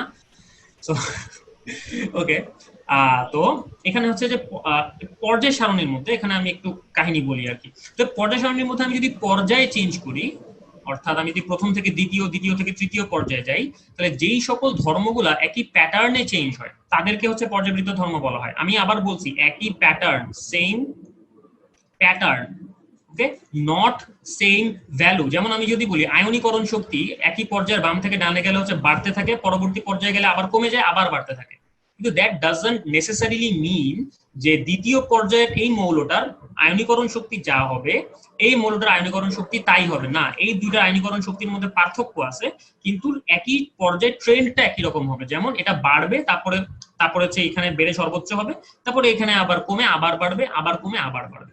সো তার মানে আইডিয়াটা আশা করি আমরা বুঝতে পারতেছি যে পর্যায়বৃত্ত ধর্ম কাকে বলে, যেখানে সেম প্যাটার্নে চেঞ্জ হয়, সেম ভ্যালুতে চেঞ্জ না হইলেও হবে। তো এখন এই পর্যায়বৃত্ত ধর্মগুলো এখানে আমরা কয়েকটা লিখে দিছি। পারমাণবিক ব্যাসার্ধ, তারপর হচ্ছে আয়নীকরণ শক্তি, ইলেকট্রন শক্তি, তড়িৎ ঋণাত্মকতা, যোজ্যতা। ওকে, সো যোজ্যতা আসলে পর্যাবৃত্ত ধর্মের মধ্যে তেমন একটা পড়ে না, তাও এখানে উল্লেখ করা হয়েছে আসলে। আচ্ছা, তো এটার জন্য আমাদের যেটা করতে হবে, আমাদের হচ্ছে কার্যকর নিউক্লিয় বল সম্পর্কে একটুখানি আইডিয়া নিতে হবে। সো আমি একটু এটা স্ক্রিনটা বাড়াই নেই। হ্যাঁ, সো কার্যকর নিউক্লিয় বল আমরা আগেই মনে হয় বর্ণনা করছি যে এখানে যদি একটা নিউক্লিয়াস থাকে আর যদি এখানে ভিতরে কতগুলো শেল থাকে, আমার যদি টার্গেট হয় বাইরের শেলটা, তাহলে এই বাইরের শেলটার প্রতি নিউক্লিয়াসের আকর্ষণটা হ্রাস পায়। তাহলে যতটুকু পরিমাণ হ্রাস পায় সেইটার পরে যা থাকে সেটাকে আমরা বলি হচ্ছে কার্যকর নিউক্লিয় বল। অর্থাৎ কার্যকর নিউক্লিয় বল হচ্ছে অরিজিনাল নিউক্লিয় বল মাইনাস একটা ধ্রুবক, আচ্ছাদন ধ্রুবক বলা হয় এটাকে। এই আচ্ছাদন ধ্রুবকের মান কিসের উপর ডিপেন্ড করে? এই ভিতরের শেলটা যত বেশি নিউক্লিয়াসের কাছাকাছি বা যত বেশি স্টেবল থাকবে, এই আচ্ছাদন ধ্রুবকের মানটা তত বেশি হবে। তাহলে আমি একটু বলে দিই কি কি। তাহলে এন এর মান যত কম, আচ্ছাদন ধ্রুবক তত বেশি। অর্থাৎ প্রথম শেলের ইলেকট্রনের আচ্ছাদন প্রভাবটা বেশি দেখাবে, দ্বিতীয় শেলটা আচ্ছাদন প্রভাবটা কম দেখাবে। তারপরে এস অরবিটালের ইলেকট্রনের আচ্ছাদন প্রভাবটা বেশি, তারপরে ডি, তারপরে এফ, তারপরে হচ্ছে জি, তারপরে হচ্ছে এইচ, তারপরে এন্ড সো অন।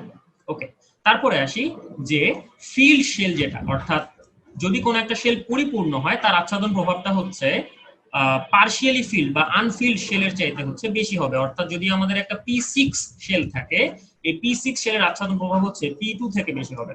সো এই হচ্ছে মোটামুটি আমাদের কার্যকর নিউক্লিয় বল সম্পর্কে যে বেসিক আইডিয়া নেওয়া উচিত ছিল, সেই বেসিক আইডিয়া গুলা।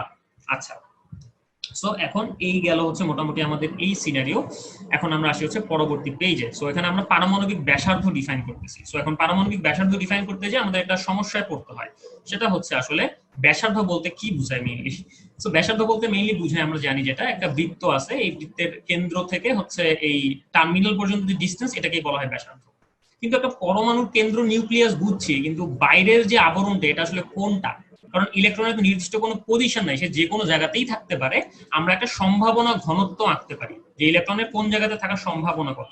যেমন এখানে খেয়াল করি, এখানে এই ছবিটাতে যেখানে আমরা দাগটা গাঢ় বা দাগটা ঘন, সেই জায়গাতে ইলেকট্রন পাওয়ার সম্ভাবনা বেশি, আর যেখানে দাগটা ঘন না সেখানে ইলেকট্রন পাওয়ার সম্ভাবনা কম। সো এখানে আমরা দেখতে পাচ্ছি এই জায়গাতে যেহেতু দাগের ঘনত্ব একেবারে শূন্যের পর্যায়ে পড়ে, তার মানে এখানে ইলেকট্রন পাওয়ার ঘনত্ব মানে ইলেকট্রন পাওয়ার সম্ভাবনা একেবারেই কম। সো এটা নিউক্লিয়াস। সো এই পর্যন্ত মোটামুটি ডিসটেন্স যদি আমরা ধরে ফেলি, তাহলে এই পর্যন্তই হচ্ছে ম্যাক্সিমাম ইলেকট্রন ঘনত্ব কভার করতেছে। তাই এটাকে আমরা বলবো হচ্ছে ব্যাসার্ধ, পারমাণবিক ব্যাসার্ধ। এখন এটাকে অনেকভাবে ভাগ করা যায়, সমযোজী ব্যাসার্ধ, ভ্যান ডার ওয়ালস ব্যাসার্ধ, ধাতব ব্যাসার্ধ। সমযোজী ব্যাসার্ধ কাকে বলে?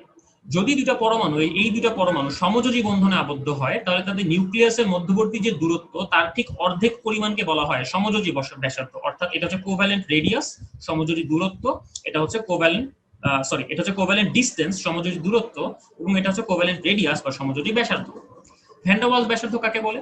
দুইটা বিচ্ছিন্ন অণুর মধ্যে যে ভ্যান ডার ওয়ালস আকর্ষণ বল থাকে, এই আকর্ষণ বলের দরুন তারা যে সবচেয়ে কাছাকাছি যে ডিসটেন্সটাতে আসতে পারে, অর্থাৎ এর চেয়ে কাছে তারা আসতে পারে না মনে করি। সো তারা যতটুকু কাছাকাছি আসতে পারে, সেই অবস্থায় তাদের নিউক্লিয়াসের মধ্যবর্তী দূরত্বের যে অর্ধেক, সেইটাকে আমরা বলি হচ্ছে ভ্যান ডার ওয়ালস ব্যাসার্ধ। তার মানে স্পষ্টভাবে দেখা যাচ্ছে যে কোভ্যালেন্ট রেডিয়াস এটা হচ্ছে ভ্যান ডার ওয়ালস ব্যাসার্ধের চাইতে ছোট, অর্থাৎ R COV is less than R van der Waals. আর এখানে আসে হচ্ছে ধাতব ব্যাসার্ধে। একটা ধাতব কেলাসে দুইটা পরমাণুর মধ্যবর্তী দূরত্বের অর্ধেককে বলা হয় ধাতব ব্যাসার্ধ।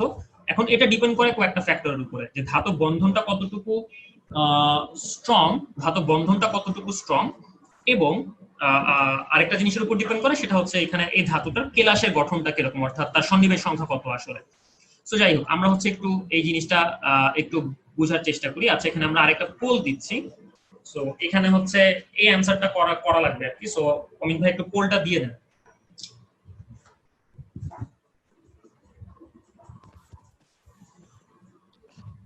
আরমান ভাই, হ্যাঁ ভাই শঙ্করায়ন অনুসারে শঙ্কর যৌগগুলোর যে আকৃতি, হ্যাঁ এটা তো পরবর্তীতে আরো ডিটেইলস এ বোঝানো হবে না ওদের? হ্যাঁ হ্যাঁ, এটা পরবর্তী লেকচার, ঠিক আছে এটা ভাই, পরবর্তী মানে লেকচারে। হ্যাঁ, এটা ওদের এখন লাগবে না। আকার নিয়ে আসতেছে, এইটাই বলে আকার নিয়ে কোশ্চেন করতেছে আর কি। হ্যাঁ, পরবর্তী লেকচার, এটা পরবর্তী লেকচার, রাসায়নিক বন্ধন। ওকে, সো আমাদের পোল শেষ। সো পোলের মধ্যে হচ্ছে বেশিরভাগ মানুষ বলছে যে ভ্যান ডার ওয়ালস ব্যাসার্ধের মান বেশি, এবং এক্স্যাক্টলি এটাই সঠিক, কারণ ভ্যান ডার ওয়ালস বন্ধনটার দূরত্ব হচ্ছে বেশি। আচ্ছা, তো আমরা হচ্ছে এখানে আয়নিক ব্যাসার্ধতে চলে যাই। আয়নিক ব্যাসার্ধ হচ্ছে যদি কোনো একটা পরমাণু থেকে এক বা একাধিক ইলেকট্রন বের করা হয়, যেমন ক্যাটায়ন, অথবা এক বা একাধিক ইলেকট্রন যোগ করা হয়, যেমন অ্যানায়ন, তাহলে তাদের যে ব্যাসার্ধ সেটাকে বলা হয় আয়নিক ব্যাসার্ধ। সো খুবই সিম্পল ওয়েতে যদি এটা আমরা চিন্তা করি যে আমি যদি ইলেকট্রন বের করে ফেলি, রাইট, তাহলে আমি যদি মনে করি একটা পরমাণু আছে, এখান থেকে আমি একটা ইলেকট্রন বের করে M+ তৈরি করলাম। তাহলে M+ যদি আমরা তৈরি করি, তাহলে যেহেতু এখানে ইলেকট্রন কমে গেলে হচ্ছে Z ইফেক্টিভটা বেড়ে যাবে, কারণ এখন আচ্ছাদন দেওয়ার জন্য কম ইলেকট্রন আছে। তার মানে Z ইফেক্টিভ যদি বেড়ে যায় তাহলে RC মানে ব্যাসার্ধটা কমে যাবে। সিমিলারলি যদি আমি এখানে একটা ইলেকট্রন যোগ করে অ্যানায়ন তৈরি করি, তাহলে অ্যানায়ন তৈরি করলে হচ্ছে যেহেতু একটা ইলেকট্রন আসলো, তার মানে আচ্ছাদন প্রভাব বেড়ে গেল, আর আচ্ছাদন প্রভাব বেড়ে গেলে হচ্ছে আমাদের ব্যাসার্ধ বেড়ে যাওয়া উচিত। তার মানে সাধারণ আইডিয়া হচ্ছে এটা যে অ্যানায়নের ব্যাসার্ধ সবচেয়ে বেশি, তারপর হচ্ছে পরমাণুর ব্যাসার্ধ, তারপর হচ্ছে ক্যাটায়নের ব্যাসার্ধ। সো এখানে আমরা এই জিনিসটাই আসলে দেখানোর চেষ্টা করছি। সো আমরা হচ্ছে একটু যদি পরবর্তী পেজে চলে যাই, এখানে হচ্ছে আমরা আরেকটা পোল দিছি আর কি। সো এই জিনিসটা হচ্ছে অমিত ভাই একটু ছেড়ে দিলেন।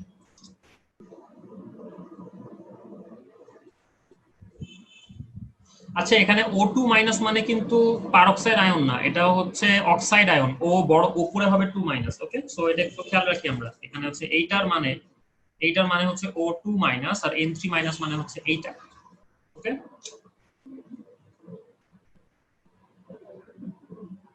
আচ্ছা, সো এখানে বেশিরভাগ অ্যানসার হচ্ছে এ আসছে। ওকে, সো এ তে কি বলা হচ্ছে, প্রথমে একটা ক্যাটায়ন আছে, এই ক্যাটায়নটা সবচেয়ে ছোট হওয়া উচিত। এখানে হচ্ছে অ্যানায়ন আছে, রাইট, এই অ্যানায়নগুলোর হচ্ছে চার্জ বাড়তেছে, যেমন এটা N3 মাইনাস, এটা -2, এটা হচ্ছে -1।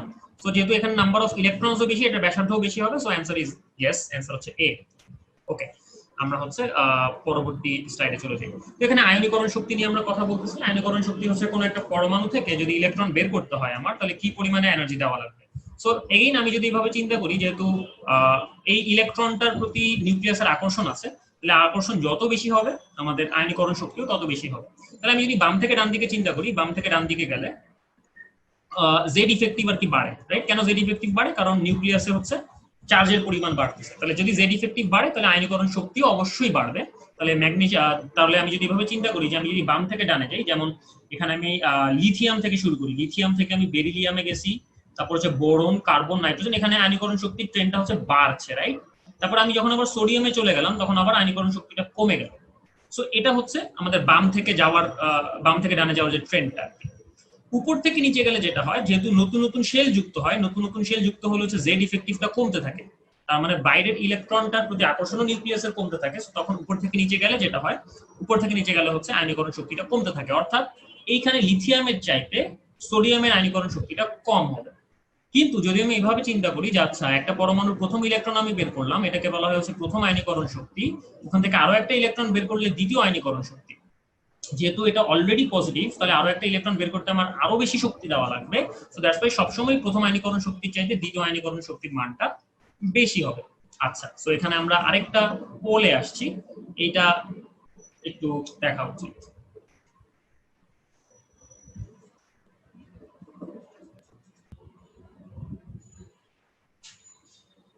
ওকে, সো ওরে আল্লাহ, এখানে আচ্ছা, এখানে অ্যানসার হচ্ছে ভুল দিছো তোমরা। আসলে আয়নীকরণ শক্তি মানে কি, ইলেকট্রন বের করতে যে পরিমাণে শক্তি দেওয়া লাগবে। সো এখানে যদি একটু চিন্তা করি, এই ভ্যালুগুলো কিন্তু পজিটিভ, অর্থাৎ এটা তাপহারী প্রক্রিয়া, এটা তাপ উৎপাদী প্রক্রিয়া না। সো এটা তাপহারী প্রক্রিয়া, অ্যানসার হবে বি।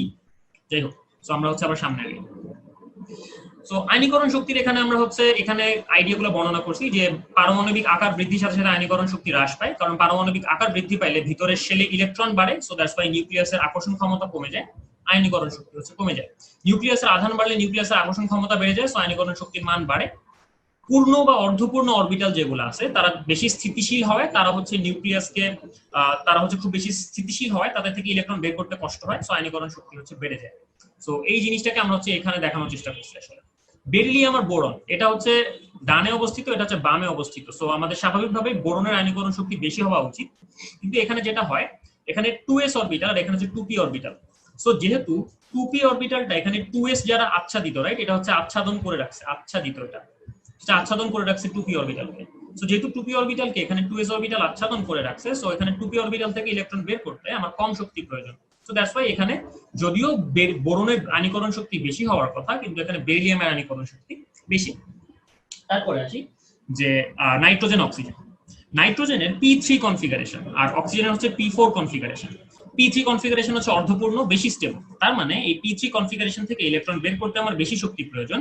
তাই যদিও বা অক্সিজেনের ইলেকট্রন আয়নীকরণ শক্তি বেশি হওয়ার কথা, কিন্তু নাইট্রোজেনের ইলেকট্রন আসক্তি আসলে বেশি। সো এই সেম কাহিনী এখানেও প্রযোজ্য। সো এই কয়েকটা হচ্ছে খুবই important case for HSC and for admission test দুইটার জন্য। তারপর হচ্ছে ইলেকট্রন আসক্তি।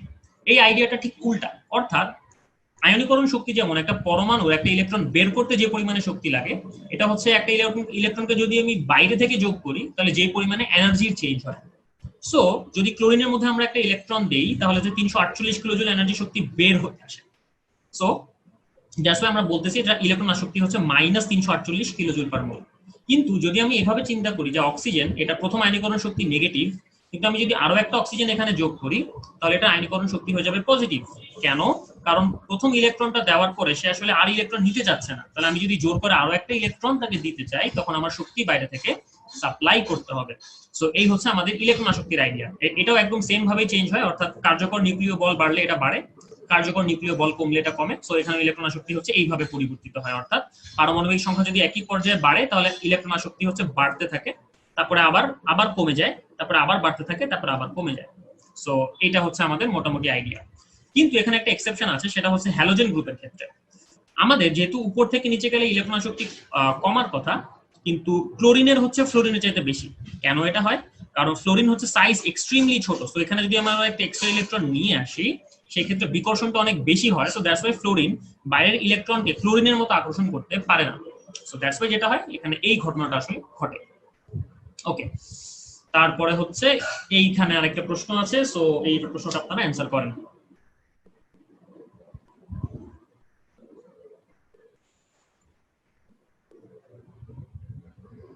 ওকে, সো এখানে মেজরিটি সঠিক অ্যানসার দিয়েছে। অক্সিজেনের ইলেকট্রন আসক্তি হচ্ছে সর্বোচ্চ এবং এক্স্যাক্টলি ইউ আর রাইট। এটা হচ্ছে চালকোজেন মৌল, এই চালকোজেন মৌলের মধ্যে এটার ইলেকট্রন আসক্তি হবে সর্বোচ্চ। ওকে, তড়িৎ ঋণাত্মকতা। যদি এখানে দুটো পরমাণু থাকে, মনে করি হাইড্রোজেন আর ক্লোরিন, এই দুটো নিউক্লিয়াস হচ্ছে ডিফারেন্ট। অর্থাৎ হাইড্রোজেনের নিউক্লিয়াসে একটা প্রোটন শেল একটা, ক্লোরিনের নিউক্লিয়াসে 17টা প্রোটন শেল 3টা, তাহলে এই দুইজনের এই শেয়ারকৃত ইলেকট্রনকে টানার ক্ষমতা সেম হবে না।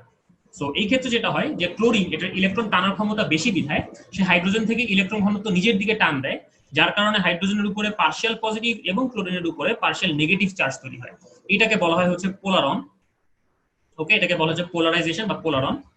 তো এই যে পোলারন যে হয়, এই পোলারনটা যেই কারণে হয় তাকে বলা হয় তড়িৎ ঋণাত্মকতা। সো আমরা বলি যে এই সমযোজী বন্ধনে আবদ্ধ ইলেকট্রনকে কোন একটা পরমাণু নিজের দিকে আকর্ষণ করার যে ক্ষমতাটা তাকে বলা হয় হচ্ছে তড়িৎ ঋণাত্মকতা।